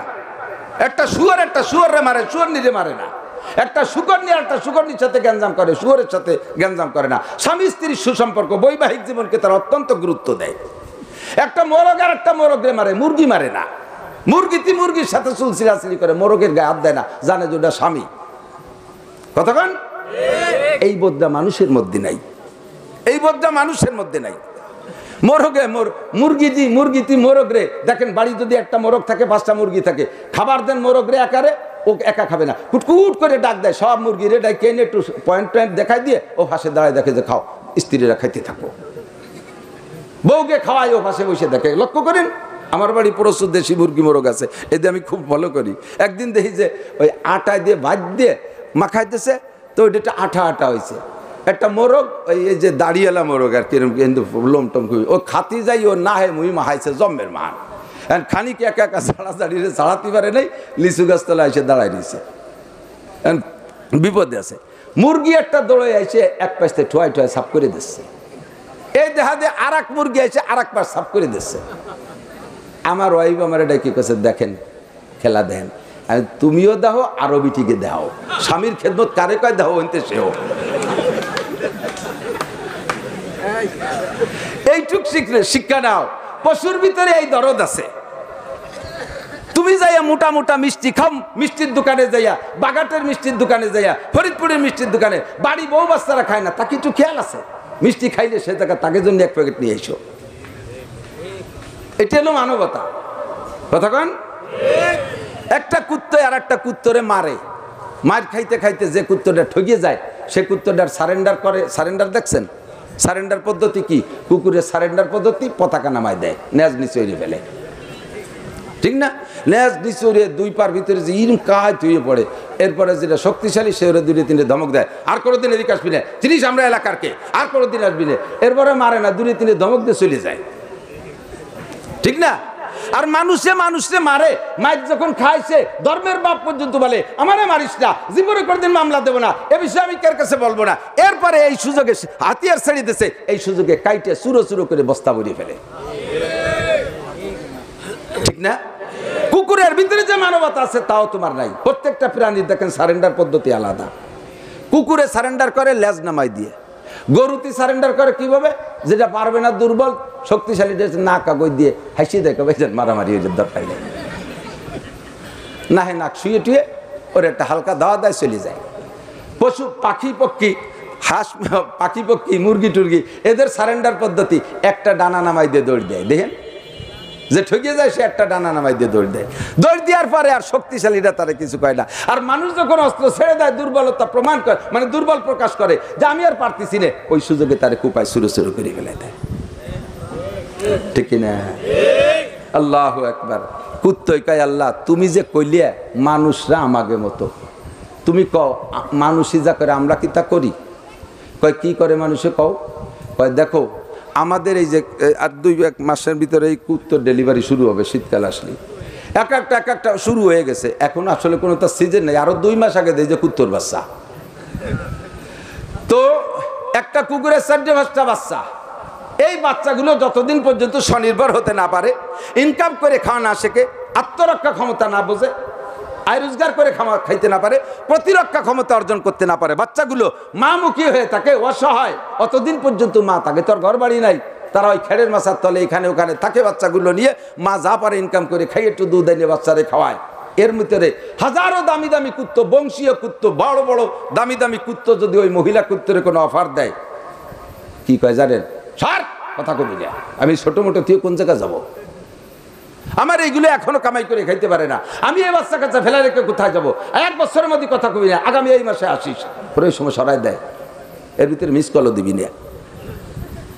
কুত্তই কয় আল্লাহ তুমি খুঁজে দেখো ফরিদপুর, গোপালগঞ্জ অভাব আছে নাকি বাংলাদেশে? সবে মাত্র 2 বছরে, 1 বছরে, 1.5 বছরে, 6 মাসে বাচ্চা ফেলাই তুইয়া, মা বাচ্চাকে ফেলাই রেখে মার কোনো খবর না নিয়া একজন ফেরিয়ালার সাথে, দেওয়ারের সাথে, বাসুরির সাথে, দুলাভাইয়ের সাথে, ওই গার্মেন্টসের মানুষের সাথে, তাদের সাথে চলে যাইতেছে, তাদের সাথে চলে যাচ্ছে। মা আমরা কুত্ত হয়ে বাচ্চাকে ফেলে রেখে যাই না, আর তোমার আদম সন্তান যাদেরকে তুমি আশরাফুল মাখলুকাত বলো, তারা এরকম কলিজার টুকরা সন্তানরে ফেলে রেখে চলে যায়, আর সেই মানুষটা বললে তারা আমাদের কুত্তর মতো, তুমি বলো আমরা ভালো না তারা ভালো, আল্লাহ কয় বালহুম আদাল্লু, এই মানুষগুলো কুত্তর চাইতে খারাপ। এই সাইজের মানুষ আছে না নাই? আছে না নাই? ছোট ছোট বাচ্চা ফেলাই তুই আর একজনের সাথে চলে যা পার্টি, আছে না নাই? কুত্তই এ কাম করে না, কুত্তই এ কাম করে না। আল্লাহু আকবার। রাস্তায় যে শুয়োর নেয়, কাউরারা শুয়োর নেয় না? শুয়োর পালে যে কমান্ডার, ওকে কি কয়? কাউরা কয়, আমাকে কি বুনো কাউরা ইত্যাদি কয়, ওরা খ্রিস্টান বেশিরভাগ।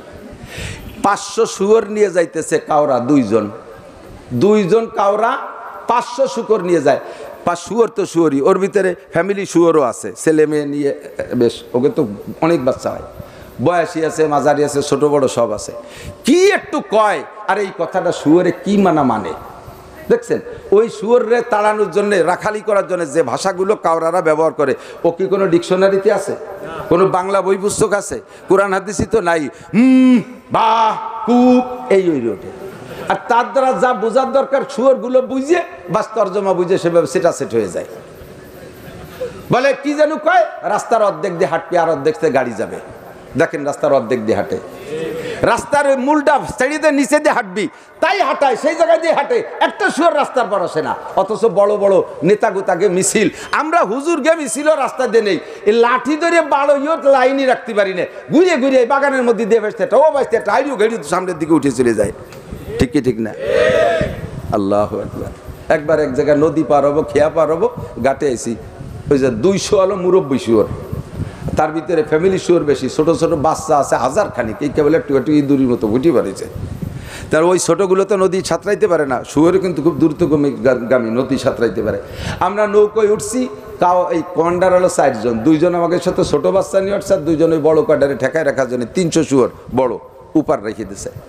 এখন এই মা শুকররা বাচ্চার মোহাব্বতে আর উপরে থাকতে পারতেছে না, নৌকো করে নিয়ে রওনা দিছে, ওরা পানির মধ্যে নামি চলে আসতেছে। তো পানির মধ্যে যদি নামিয়ে আসে সাঁতার কাটিয়ে আসেন বাচ্চার টানে নৌকোর পর যদি একসাথে 8টা 10টা উঠে পড়ে তাহলে তো নৌকো ডুবে যাবে। নৌকোর ভিতরে দুইজন বলতেছে, এই সবগুলোকে উপরে উঠোই নাও। 300 শুয়োর এই পানিতে নামিয়ে গেছে, দুইজন মানুষ 300 শুয়োরের উপরে উঠবে। আমি চেয়ে রয়েছি দেখি কিভাবে উঠে। একটা শব্দ কি যেন কইল, সব শুয়োরগুলো উপরে উঠে চলে গেল, একটা শুয়োরও পানিতে থাকলো না। সচক্ষে দেখছে, রয় তুমি আই নেইয়া, আমি নিশ্চক্ষে দেখছি। অথচ মানুষকে কমান্ডারি করে শুয়োরের কমান্ডার কাউরা, কাউরারা খ্রিস্টান। প্রাণী জগতের সবচাইতে নিকৃষ্ট শুয়োর, মানব কুলে সবচাইতে নিকৃষ্ট এই কাউরারা। সেই কাউরার কথা শুয়োরে শোনে আশরাফুল মখলুকাত মানব জাতি। তাদের কমান্ডার মুহাম্মদুর রাসূলুল্লাহ, তাদের কমান্ডার আবু বকর, উমর, উসমান, আলী, তালহা, জুবাইর, বিলাল, আম্মার, সুহাইব, সাহাবায়ে কিরাম, তাবেঈন, তাবেঈন, আবু হানিফা, শাফিঈ, আহমদ, মালিক, বুখারী, মুসলিম, তিরমিজি ওয়ালা, আশরাফ আলী থানভী, হুসাইন আহমদ মাদানী, রশিদ আহমদ গাঙ্গুহি, তারপরে আহমদ শফি সাহেব, শামসুল হক ফরিদপুরি, হাজী শরিয়তুল্লাহ, সরমুনার পীর সাহেব, মুফতি আব্দুল গফফার সাহেব, এইরকম হক্কানি উলামায়ে কেরাম এই মানব জাতির কমান্ডার। এই উলামায়ে কেরাম যা বলে মানুষে সেই কথা শোনে না। এই উলামায়ে কেরাম কোরআন হাদিস থেকে কমান্ড দেয়, মানুষে শোনে না। বলো আল্লাহ, আমরা শুয়োর কুত্তো ভালো নাকি তোমার আশরাফুল মখলুকাত ভালো? আল্লাহ কয় বালহুম আদাল্লু, এই মানুষগুলো শুয়োর কুত্তোর চাইতে খারাপ। খালি শুনি মানি না, খালি শুনি মানি না। সাহাবায়ে কিরাম পাশ দিয়ে দাঁড়িয়ে আছে, নবী পাক বলেন ইজলিসু আলা মাকানিকুম, বলার সাথে সাথে মানা সারা যে যেখানে ছিলেন বসে পড়ছে, আর নড়াচড়া নাই। বয়ান শেষ করে হুজুর বেরোইছে, বাইরে বেরিয়ে দেখে বাহিরে এক বুড়ো লাল রুমাল মুড়ি দিয়ে নিচের দিকে বসে রয়েছে। হুজুর আলাইহিস সালাম কাছে এসে বলছেন, মানান্ত আসসালামু আলাইকুম ইয়া শায়েখ। মুরব্বী আপনি কে? মাথা থেকে রুমাল সরায় সালামের উত্তর দিয়ে দাঁড়িয়ে বলতেছে, ওয়া আলাইকুম সালাম ইয়া নবী আল্লাহ, না আম্মুকা আব্বাস। বাতিজা, আমি তোমার চাচা আব্বাস বলছি, আমি তোমার চাচা আব্বাস, হুজুরের চাচা আব্বাস। চাচা জান, আপনি জানেন না আমি মসজিদে ওয়াজ করতেছি, আপনি এই জায়গায় বসে রয়েছেন বাইরে। তো আব্বাস বললেন, বাবা বাসার থেকেই খবর পাইছি তুমি বয়ান করতেছো, সেই তোমার নুরানি বয়ান শোনার লোভেই বাসার থেকে আসছি। তা আসতে আসতে এই পর্যন্ত যখন আসছি তখন তোমার একটা ওয়াজ আমার কানে চলে আসছে, তো ওই ওয়াজ যার পর আমল করতে যে বসে রয়েছি। কি ওয়াজ? এইখানে যখন আসছি আমি তো ভিতরে যাব, এর মধ্যে আওয়াজ আসলো তুমি বলছো ইজলিসু আলা মাকানিকুম, যে যেখানে আসো সে সেই জায়গা বসে পড়ো। আমি তখন এই জায়গা ছিলাম, দেখলাম যে আমি তো এখানে আছি, আর হুজুর বললেন যে যেখানে আছো সে সেখানে বসে পড়ো। আমি বললাম, আব্বাস নবী পাকের বয়ান শুনবার আমল করবা, তাহলে এটা প্রমাণ হবে যে তুমি আমল করতে পারবা। যে কথাটা কানে আসছে এই কথাটার আমল আগে করে ফেলো। তাই আমি আমাকে আর এক কদম সামনে বাড়তে সাহস করি নাই। আল্লাহর নবী আমি এখানে বসে আছি, আপনার এই কথাটার পর আমল করতেছে। আল্লাহু আকবার। হুজুর আলাইহিস সালাতু সালাম বুকের সাথে জড়িয়ে ধরে বললেন, চাচা যান, তাহলে তো আপনি আমার সব বয়ান শুনতে পারেন নাই। কষ্ট হচ্ছে? আপনি তো আমার সব বয়ান শুনতে পারেন এত দূরে। তো হুজুর, আমি কি সব বয়ান আবার করব? হুজুর আব্বাস বললেন, না ভাতিজা, তোমার বয়ানের মধ্যে মুজিজা আছে। তোমার সামনে যদি 1 লক্ষ মানুষও থাকে, তোমার সামনে 1 লক্ষ মানুষও থাকে, পায়ের কাছের মানুষটা যে আওয়াজে শোনে, লক্ষ নম্বর সিরিয়ালের মানুষটা একই আওয়াজে শুনতে পায়। তোমার বয়ান সব আমি শুনছি। আল্লাহু আকবার। হুজুর আলাইহিস সালামের বয়ানের মুজিজা ছিল, সাহাবায়ে কিরাম যতই সামনে হোক, আরাফাতের ময়দানে 1.25 লক্ষ সাহাবা হুজুর উটের পিঠে বসে মাইকি বয়ান করছিলেন। কোন হ্যান্ড মাইক ছিল? হুজুর মুখে বলছে, আর 1.25 লক্ষ সাহাবা সবাই শুনছে। এটা আওয়াজের মুজিজা। আমাদের তো সেই মুজিজা নাই। হুজুর সাহাবায়ে কিরামদেরকে নিয়ে বসে বয়ান করতেছেন। আবার বানিয়েছেন আল্লাহ। হযরত ওমর রাদিয়াল্লাহু তাআলা হাদিস খান বর্ণনা করতেছেন। হযরত ওমর বলেন, আমরা হুজুরের থেকে বয়ান শুনতেছি, ইজতলা আলাইনা রাজুলুন, ইতিমধ্যে আমাদের মাঝে একটা লোক উদয় হলেন। এইটুক দিন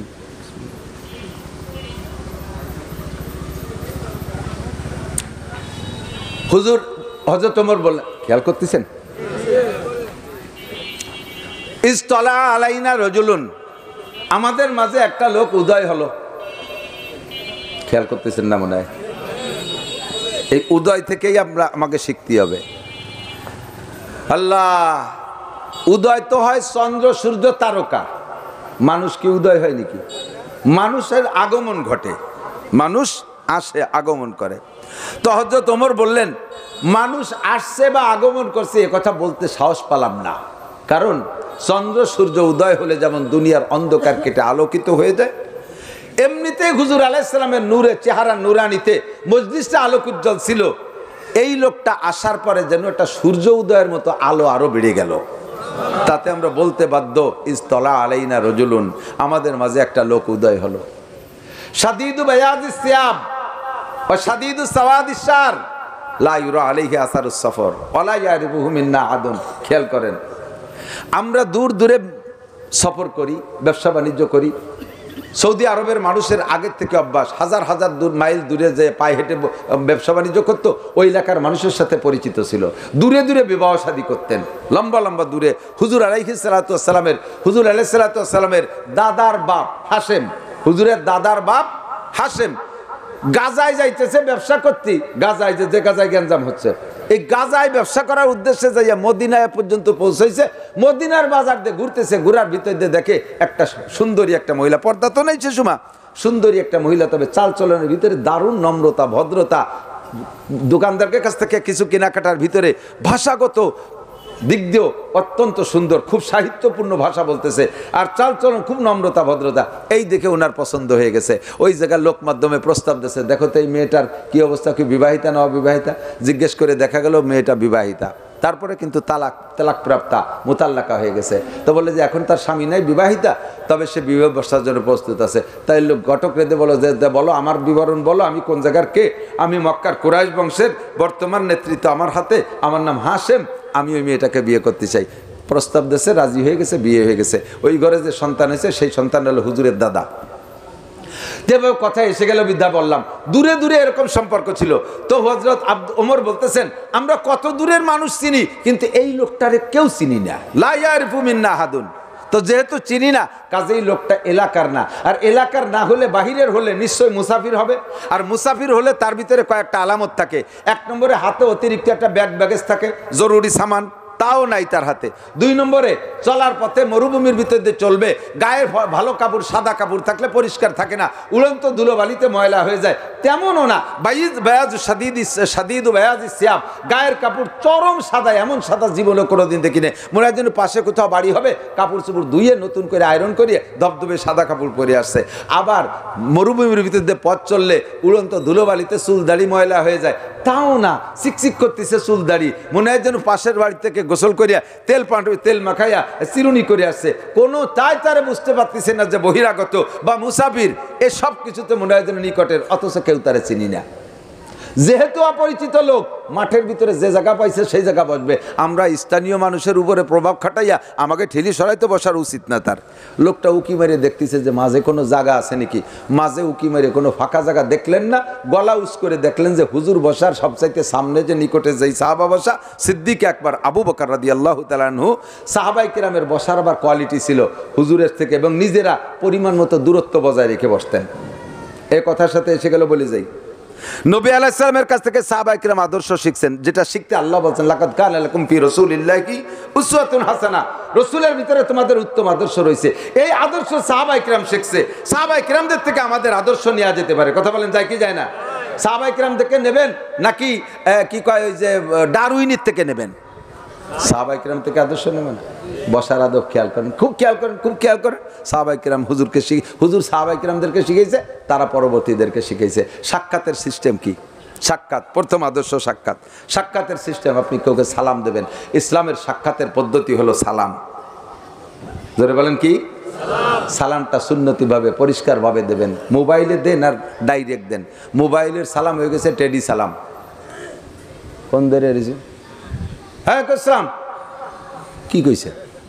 হ্যাঁ ইসলাম সুমুকুম স্যার, আমি শুনি পুলিশে একজন জুনিয়র সিনিয়র সুমুকুম স্যার।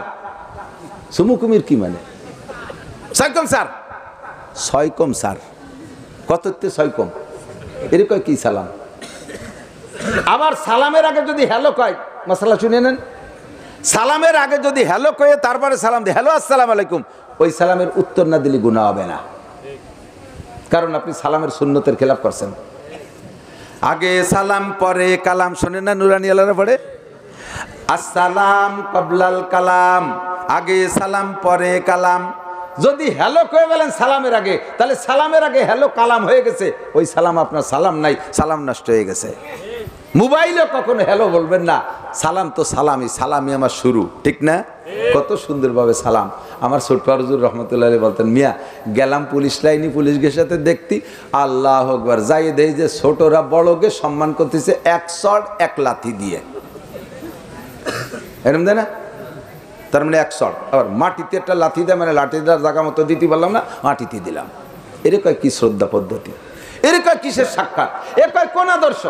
আমাদের আদর্শ আসসালামু আলাইকুম ওয়া রাহমাতুল্লাহি ওয়া বারাকাতুহু, আল্লাহর পক্ষ থেকে আপনার উপরে শান্তি, রহমত, বরকত নাজিল হোক। আর আপনিও সেই দোয়া দিয়েছেন, ওয়া আলাইকুম আসসালাম ওয়া রাহমাতুল্লাহি ওয়া বারাকাতুহু। কতক্ষণ উভয় উভয়ের দোয়া করছি, দোয়ার মাধ্যমে সাক্ষাৎ। এরপরে মুসাফা, সফন মানে এই হাতের কবজি, এই কবজিকে কবজির সাথে মিলে নুকে বলে মুসাফাহা, 2 হাত দিয়ে মিলেবেন। প্রয়োজন যদি বাম হাতে করে সমস্যা কিছু হাতে টাতে থাকে, ডান হাত দিয়ে মিলেবেন, বাম হাত দিয়ে মুসাফা করবেন না, ডান হাত দিয়ে। আবার এই যে হাতের আগার সাথে একটু একটু ছোঁয়া দিয়ে এরম একটু থুয়ে দেয়। করোনার পরের থেকে মুসাফা হয়েছে বক্সিং, দেখছেন না? গুছিতি গুছিতি মুসাফা, এর কি কয়? আস্তাগফিরুল্লাহ। এই পাশে হাতের করোনা আছে, এই পাশে নাই। করোনা যদি থাকে তাহলে সারা গায়ে আছে। কিছুদিন করোনাতে বাঁচার জন্য মাস্ক পরছে, পরে কয় যে মাস্ক একটাই হবে না, 2 লাগবে, না হয় একটা দোতলা মাস্ক, কান্ডাই কুমো বেচা দেশে তা টানি রাখতে হবে না, বেহায় খুলিয়ে যায়। এরপরে কয় যে না, ওতে হবে না, পিপি ভর্তি হবে, কারণ ফুটো পালি ঢোয়ে, করোনা ছিদ্র পাইলেই ঢোকে। পরে কয় পিপির মধ্যে দিয়েও ঢুকতেছে। এরপরে টিকে লাগাও, টিকে বেশিয়ে কোটি কোটি টাকা কামাই করে নেছে, বাংলাদেশের জনগণকে খাইজুনি চুলকনিতে পচাই দিয়ে গেছে।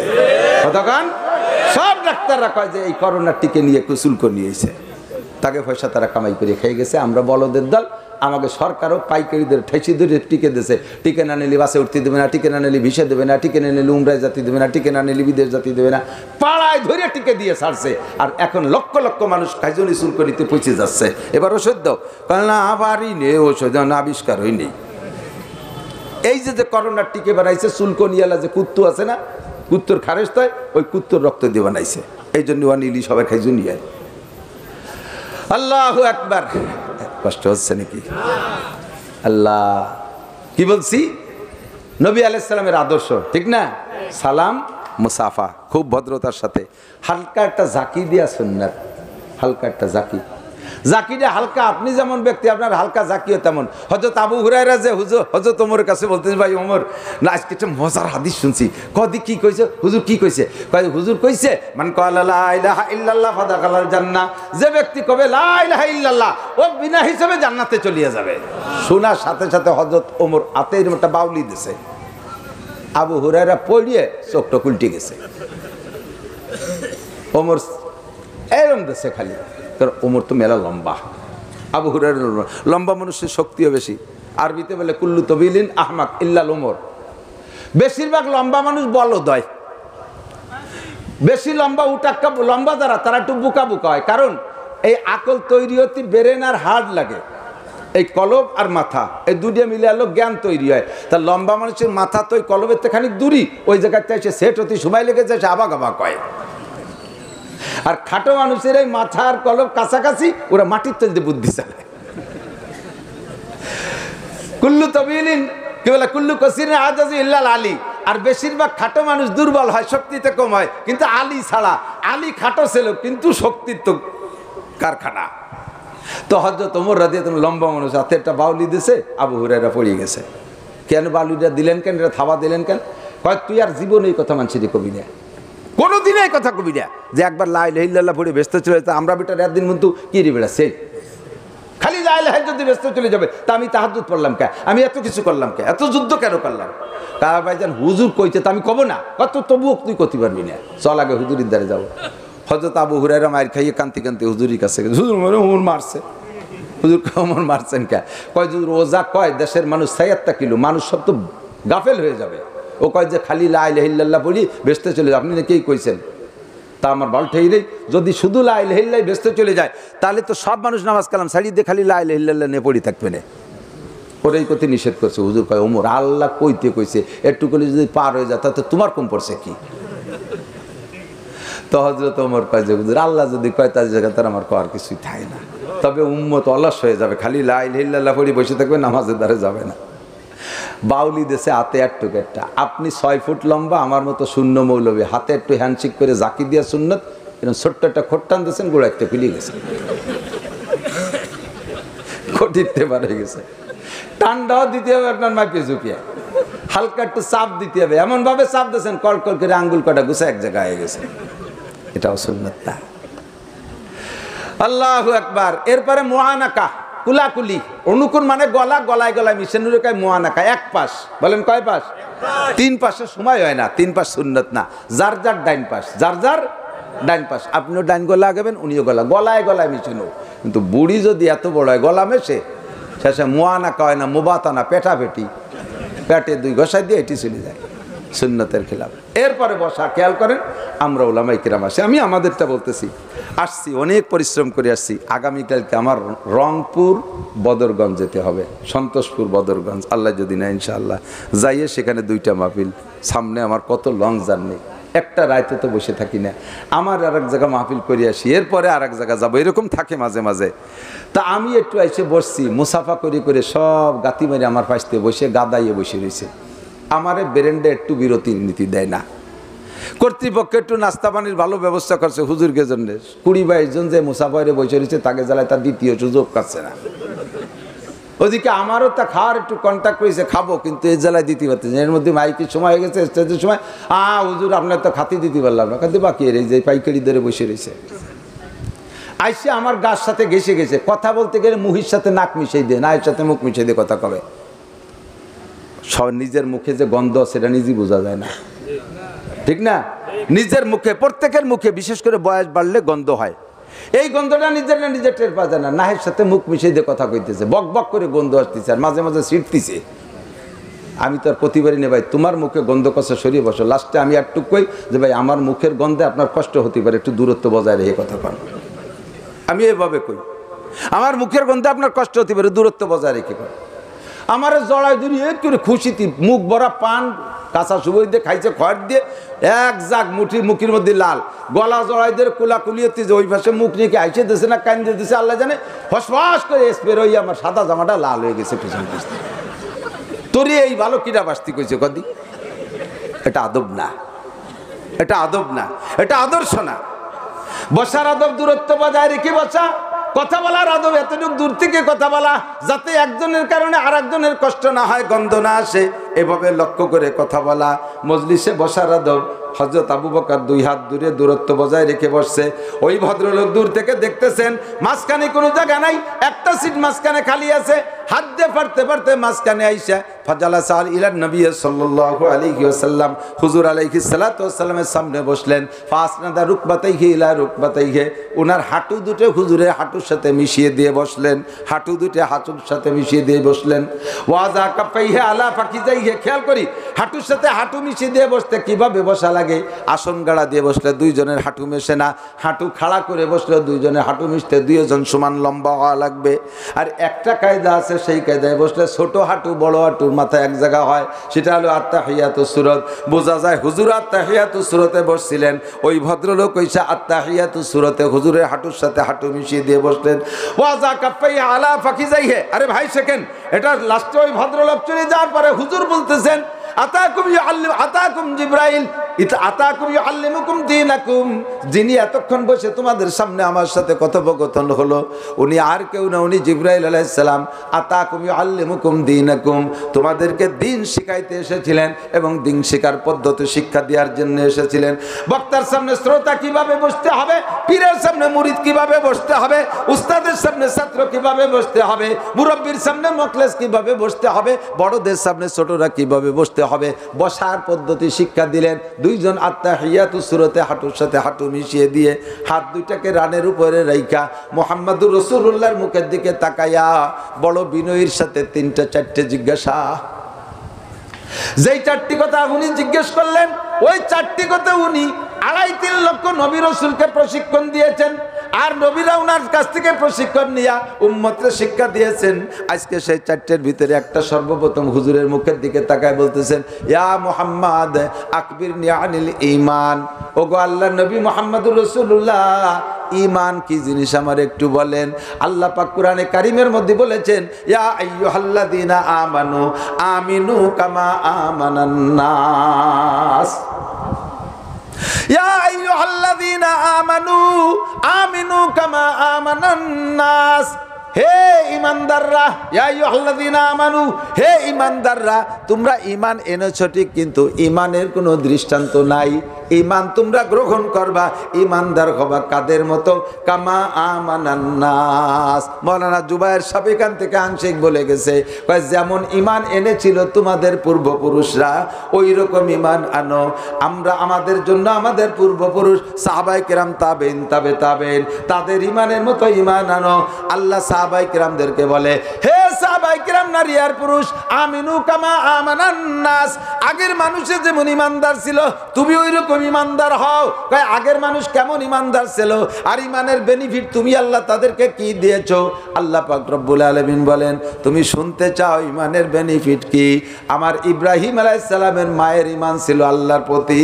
ইব্রাহিমের মায়ের ঈমানের বদৌলতে বাঘের মুখের থেকে তার নিজের বাপ আজর, ইব্রাহিম আলাইহিস সালামের বাপ আজর মিস্টার নমরুদের স্বরাষ্ট্রমন্ত্রী, হাজার হাজার শিশু সন্তান, পুত্র সন্তানকে জবাই করে দিয়েছে। এইরকম জালেম আর জাল্লাদ বাপের হাতের থেকে আল্লাহ পাক ইব্রাহিম আলাইহিস সালামের মায়ের ঈমানের ওসিলায় তার সন্তানকে তার কোলে ফিরিয়ে দিয়েছে। হে মহিলা, তুমি যদি আগের নারীদের ঈমানের মতো ঈমান দিতে পারো, মুসা আলাইহিস সালামের মায়ের ঈমান ছিল আল্লাহর প্রতি ভরপুর। আমার সন্তানকে আল্লাহ সাগরে নিক্ষেপ করতে বলেছেন, সাগরের ভিতরে সন্তান ফেলে দিয়েছে, সেই সন্তানকে সেই জালেমের হাতের মাধ্যমে আবার মায়ের কোলে পৌঁছে দিয়েছেন কে? আল্লাহ পাক বলেন, তুমি মহিলা যদি আমার প্রতি সেই রকম ঈমান আনো, আমাকে এরকম বিশ্বাস করতে পারো, মুসার মায়ের সন্তানকে যেমন সাগরে ফেলাইয়া কোলে পৌঁছে দিয়েছি, ওরে তোমার সন্তান যদি বঙ্গোপসাগরে পড়ে যায়, আমি আল্লাহ তোমার কোলে পৌঁছে দেওয়ার ক্ষমতা রাখি। কথা বলেন ঠিক কি ঠিক না? আমিনু কামা আমানান নাস। আগের মানুষ যেমন ঈমান এনেছে ওই রকম ঈমান আনো।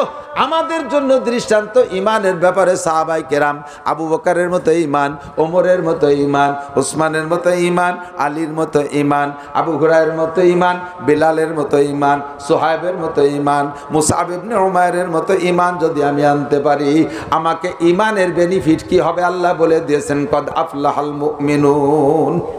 সমস্ত মোমেনরা সফল, সমস্ত মোমেনরা সফল। বলেন না সুবহানাল্লাহ। সব মোমেনরা সফল। সফল মানে কি? ইয়ারিসুনাল ফিরদাউস। একটু বলেন সুবহানাল্লাহ। মোমেনদের ঈমানের বেনিফিট, ঈমানের প্রতিদান, ঈমানের প্রতিদান তাদেরকে আমি জান্নাতুল ফেরদাউসে দিয়ে দেব। কন্যা সুবহানাল্লাহ। ঈমানের প্রতিদানে জান্নাতুল ফেরদাউস। আর কি লাগে? আর তো কিছু দরকার নেই। আমি জান্নাতুল ফেরদাউসে যেতে পারলেই যথেষ্ট। আল্লাহ পাক তৌফিক দান করুক, বলেন আমিন। আল্লাহ কবুল করুক, বলেন আমিন। ভদ্রলোক বলতেছে, হুজুর ঈমান কাকে বলে বলবেন? হুজুর বললেন, ঈমান হলো 7টা কথার পর বিশ্বাস। কয়টা? আমার সাথে একটু মস্ক করে নেন। আমানতু বিল্লাহি, বলবেন না? সবাই বলতেছেন না যে? আমানতু বিল্লাহি ওয়া মালাইকাতিহি ওয়া কুতুবিহি ওয়া রুসুলিহি ওয়াল ইয়াউমিল আখিরি ওয়াল কদরি খায়রিহি ওয়া শাররিহি মিনাল্লাহি তাআলা ওয়াল বাসি বাদাল মাউত। এর নাম ঈমানে মুফাসসাল। আলাদা করে যদি একজন করে জিজ্ঞাসা করি, বহুতজন ফেল করার মতো এর মধ্যে আছে না নাই? তাহলে কেন পড়বেন না? এই 7টার নাম ঈমান। আমি আল্লাহকে মানি, সমস্ত ফেরেশতা মানি, নবী রাসূলদেরকে মানি, আসমানি কিতাব বিশ্বাস করি, দুনিয়া ধ্বংস হবে কিয়ামতে, আমি আখিরাতে বিশ্বাস করি, ভাগ্যকে বিশ্বাস করি, ক্ষমতার মালিককে, ক্ষমতা দেয় কে? আস্তে আস্তে কনকা ভয় বসে। ক্ষমতাকে দেয়, আবার কাড়িয়ে নেয় কে? জনগণ ক্ষমতার উৎস। সব জনতা থাকতেও ক্ষমতা কাড়িয়ে নিয়ে গেল, কেউ ঠেয়াতে পারলো না কেউ। ঠিক কি ঠিক না? এক দলের কাছ থেকে কাড়িয়ে নিয়েছে, আর এক দল লাফালাফি তাফালিং করে বেড়াচ্ছ। তোমরাও যদি সীমা লঙ্ঘন করে, এক করে কানে দড়ি দিয়ে কাড়িয়ে রেখে দেবে। তারা তারা তো একদিক ফলাতি পারছে, তোমরা ফলাতিও জায়গা পাবা না। কতক্ষণ সাবধান, ফাতাবির ইয়াউলিল আবসার, বুদ্ধি থাকলে ওখান থেকে শিক্ষা গ্রহণ করে। আমলিগির লোক একটু কম ছিল না বাংলাদেশের কোন দলের চাইতে, সব চাকরি চলে যা লাগলো, তাদের মতো অত বড় দল কেউ না। তারা যদি ফাজলামি করো, তোমাদেরকে অপমানজনক শাস্তি দিয়ে আল্লাহ তাআলা এই জগতের থেকে নিয়ে যাবে। ক্ষমতা দেনেওয়ালা আল্লাহ, ঠিক না? আল কদরে খায়রিহি ওয়া শাররিহি মিনাল্লাহি তাআলা, ভাগ্য পরিবর্তন করনেওয়ালা আমার আল্লাহ।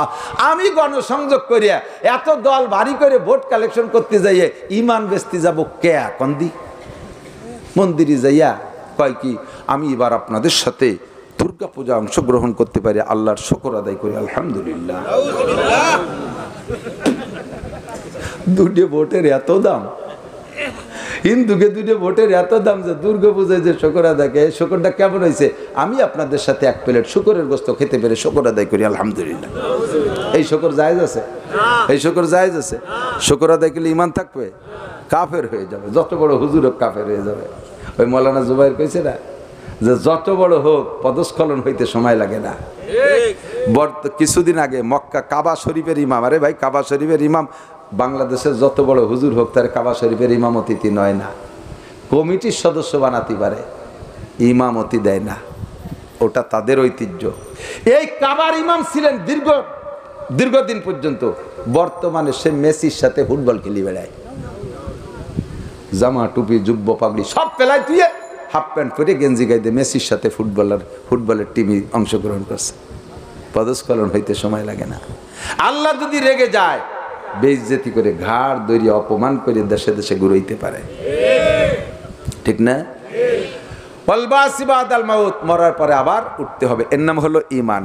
এরপরে ভদ্রলোক বলেন, হুজুর ইসলাম কি কন্দি? ইসলাম, ইমান আর ইসলাম তো আলাদা আলাদা ঠেকতেছে, ইসলাম কি? হুজুর বলেন ইসলাম পাঁচটা কথা, মূল হলো পাঁচটা। কয়টা? বেশি নড়াচড়া করেন না, বেশিক্ষণ না, আমার চাইতে আপনাকে কষ্ট বেশি হচ্ছে না, বুঝতে পারছি। দীর্ঘক্ষণ বসে থাকতে বিরক্ত লাগতেছে, আবার ডায়াবেটিসের তো রোগী পিরাই। কোনো চার দোকানে চাতে নর্মালি চিনি দেয় না, বিলাং চা দিয়ে কয় চিনি লাগলে নিয়ে খান, এরকম হয়েছে না? গমের তো উঠে পোলা পান পর্যন্ত 7-8 বছরের বাচ্চারা যে রাস্তা দিয়ে দৌড়চ্ছে, কি হয়েছে? ডায়াবেটিস দাবলাচ্ছি, এদিক দিয়ে ডায়াবেটিস এসে দাবড়াই দিচ্ছি। তো দীর্ঘক্ষণ বসে থাকলে পেশাবের চাপ আসতেই পারে, স্বাভাবিক। এই জন্য তাতে আমি খারাপ মনে করতেছি না। পেশাব চাপায় বসে থেকে শুনবেন না, কিডনির ক্ষতি হবে। আসলেই এক আঙ্গুল দেখাবেন, বসবো যে পেশাব আইছে বলে চলে যাচ্ছেন, আর না এমনি ঘুরে চলে গেলে মনে হয় যেন আজ ভালো লাগতেছে না বলে যাচ্ছেন। অবশ্য আমি এক আঙ্গুল দেখালি বসবো যে মাদ্রাসায় 1000 টাকা দেবেন, টাকা 1000 দিয়ে পেশাবখানায় যে পেশাব করে দরকার বাড়ি চলে যে শুয়ে থাকবে, তাও ঠেয়াবো না, তবে টাকা 1000 লাগবে। বাড়তে পারছি না। ইসলাম 5টা। কয়টা? আনতা শাদা লা ইলাহা ইল্লাল্লাহ, মুখে পড়ে আশহাদু আল্লা ইলাহা ইল্লাল্লাহ ওয়া আন্না মুহাম্মাদান আবদুহু ওয়া রাসূলুহু, এর 1 নম্বর ইসলাম। 2 নম্বরে আন তুকিমাস সালাত, নামাজ কায়েম করেন, বলতে 3 ঘন্টা লাগবে। ওয়া আন তুকিমাস সালাত ওয়া তুতিজ যাকাত, আল্লাহ যদি মাল দেয় যাকাত দেবেন তো। ওয়া তাসুমা রমাদান, রমজান পেলে রোজা রাখবেন তো। ওয়া তাহুজ্জাল বাইতা ইন ইসতাতা ইলাইহি সাবিলা, আল্লাহ যদি তৌফিক দেয় তাহলে হজ করব, রাজি আছেন? কারা কারা হজ করব? হজ করে টাকা পয়সা নাই, হাত উঠে বসে রয়েছি। টাকা পয়সা কে দেয়? হাত নামান না, না কোনো ভয় নেই। আল্লাহ নিলে কি পয়সা লাগে নাকি? মাশাআল্লাহ, হাত নামান। আমার বড় ভাই আইছে 19 সালে আমার কাছে দোয়া নিতে, ভাই এবার হজে যাবে। তো আমার এমনি পাসপোর্ট তো সবসময় করা থাকে, কোন দিক দৌড় দেওয়া লাগে, সে পাসপোর্ট করে রাখছি। ভাই আইছে দোয়া নিতে, বাইরে আমি 10,000 টাকা দিছি হাদিয়া। বাইরের টাকা একাধ্যে দিচ্ছি, আর একাধ্যে ফোনটা রিসিভ করতেছি। ফোনের ভিতরে আছে, বাবা জি কে বলছেন? কাজে আমি আবদুল্লাহ বলছি। আবদুল্লাহ আওয়াজে টের পাইছি, তৎকালীন ধর্ম প্রতিমন্ত্রী শেখ আবদুল্লাহ। চাচা কি খবর কাকা? কয় যে হজে যাবা? আমি কই না, এবছর টাকা পয়সা নাই। টাকা ছাড়া যদি যা যায় যাবা না? হ্যাঁ, এখনই রেডি। কয় যে সন্ধ্যের আগে পাসপোর্টটা গোপালগঞ্জ অমুক জায়গা দিয়ে এসো। সন্ধ্যার আগে পাসপোর্ট দিছি, পরের দিন সকালবেলা মোবাইলে দিয়ে যে ভিসার মেসেজ হয়ে গেছে, 1 টাকাও লাগে নাই। আরও সরকার বাংলাদেশ প্রেসিডেন্ট ভবনের থেকে 30,000 করে টাকা দিয়েছে, খেজুর মজুর কিনে খাতি। ভিআইপি ভাবে হজ করে এসি, টাকা লাগে নাই। আল্লাহ যদি কবুল করে, তাই বলে মনে করেন না যে ওইদের পরে নির্ভর করছে। হলো 19 সালে, 13 সালে ফার্স্ট হজ নিজেই করছে, আল্লাহ আমার তৌফিক দিয়েছে। এরপরে তো প্রত্যেক বছরই উমরায় যাই, নিজে যাই, ছেলেকে নেই। তো আল্লাহ তাআলা দিলে সময় লাগে না। আমি আমার আব্বার 1 ইঞ্চি জমিও পাই নেই, 1 কাঠাটা জমিও পাই নেই, একখান ফুটো টিনও ভাগে পাই নেই। আব্বার 1 বস্তা দোয়া নিয়ে আল্লাহ তাআলা আমার সব দিয়ে দিছে, সব দিয়ে দিছে। ছেলেকেও সবাই উমরা করেছি, মেয়েকে নিয়ে যাব এখন। আল্লাহ পাক মাদ্রাসা করার তৌফিক দিয়েছে, তাই আমি শুকর আদায় করি। আপনি হাত কেন উঠাবেন না? আপনার জমি নাই, টাকা নাই, তার কাছে কি কোনো তোর অভাব আছে? কোনো তার অভাব আছে? আল্লাহ তাআলা তৌফিক দিলে একটু সময় লাগে না, কতক্ষণ? তো উমরা করতে মিনিমাম 2 লাখ টাকা লাগে ইদানিং। 1 লক্ষ টাকায় কিছু হয় না। 1.5 লাখ টাকা ট্রাভেলসে না দিলে 5-6 মাইল দূরে নিয়ে থবে, সেই জায়গা থেকে একদিন উমরা করে যেয়ে পরে মসজিদে আসতে পারবেন না, বাসায় বসে বসে আল্লাহ বিল্লি পারবেন। কাবাঘর দেখতে যাবেন জীবনে একবার। প্রত্যেকটা ওক্তে যদি মসজিদে যাওয়া না যায়, হেরেম শরীফে না যাওয়া যায়, মনের এসি আর কষ্ট থাকে না। আর এই অল্প টাকায় উমরায় গেলে দূরে নিয়ে ফেলাইতে হবে, ওই ওক্তে ওক্তে যাইতে পারবেন না। কমপক্ষে 1.5 লক্ষ টাকার প্যাকেজে যাবেন, আর 1050 টাকা খেজুর খুরমা তসবি তাহলিল একটু কিনতি টিনতি লাগে 13-14 দিনের ভিতরে। আর হজে যাইতে গেলে মিনিমাম 7 লাখ টাকার প্যাকেজে যাবেন, নইলে কষ্ট হবে। এই টাকাটা আল্লাহর কাছে অভাব নাই, আমরা নিয়ত করছি, আল্লাহ আমাদের যা তৌফিক দান করুক, বলেন আমিন। রাজি আছেন তো ইনশাআল্লাহ? তো এর জন্যে তবলিগ, এদিক তবলিগের কাজ আছে না? তবলিগে যদি কেউ 1 চিল্লা 3 চিল্লা তশকিল করে, তখন কি করে? কয় যে 200টা উসুল করো, 200টা জমা দাও। এই 200টা যদি জমা দেয়, তাহলে ওই লোকটার তবলিগে যা শিওর হয়ে যায়, কারণ ওই 200 টাকার টানে বাকি যে কয় টাকা লাগে তাই গুছায়, বাকি টাকা গুছায়, ব্যবস্থা করে যায়। তা আপনিও হজ আর উমরার নিয়ত করছেন, 1000 টাকা এই মাদ্রাসায় জমা দেন। হুজুররা এখন থেকে আপনার জন্য দোয়া করতে থাকবে যে আল্লাহ, ওই লোক আমাকে মাদ্রাসায় 1000 টাকা দিয়ে দিয়েছে হজের জন্য। আপনি যে তার দোয়া করতে সময় পাবেন না, এই হুজুরকে দোয়ায়, তালবে ইলমকে দোয়ায় আল্লাহ তাআলা আপনার হজের টাকা উমরার টাকা জোগাড় করে দিতে পারে। পকেটে যদি 1000 টাকা থাকে, এই টাকা আপনারা ফেরত দেবো না, আমরা মাদ্রাসায় খরচ করব, আর 150 ছাত্র নিয়ে আপনাদের জন্য দোয়া করব, কচি কচি বাচ্চাদেরকে নিয়ে দোয়া করব। আল্লাহ আজকে আমাকে মাদ্রাসায় যারা 1000 করে টাকা দিয়ে গেল, 500 করে টাকা দিয়ে গেল, রব্বুল আলামিন তাদের হজ আর উমরার টাকার ব্যবস্থা করে দাও, জোরে বলেন আমিন। যদি পকেটে থাকে নগদ দেবেন, আর যদি না থাকে একটু বাকি লেখা দেয়, হুজুর আমি তো 1000 না, আমি মাদ্রাসায় 20,000 টাকা দিতে চাইছি, তাহলে আরো শুকরিয়া, আপনার জন্য দোয়া করব। আল্লাহ এই যে মাশাআল্লাহ হজের 1000 টাকা চলে এসে, নারায়ে তাকবীর। সিদ্দিক আকবর আবু বকরের মতো প্রথম 1000 টাকা নোট চলে আসে। আমার ভাইকে আল্লাহ তাআলা হজ্জে খানায় কাবা নসিব করো, বলেন আমিন।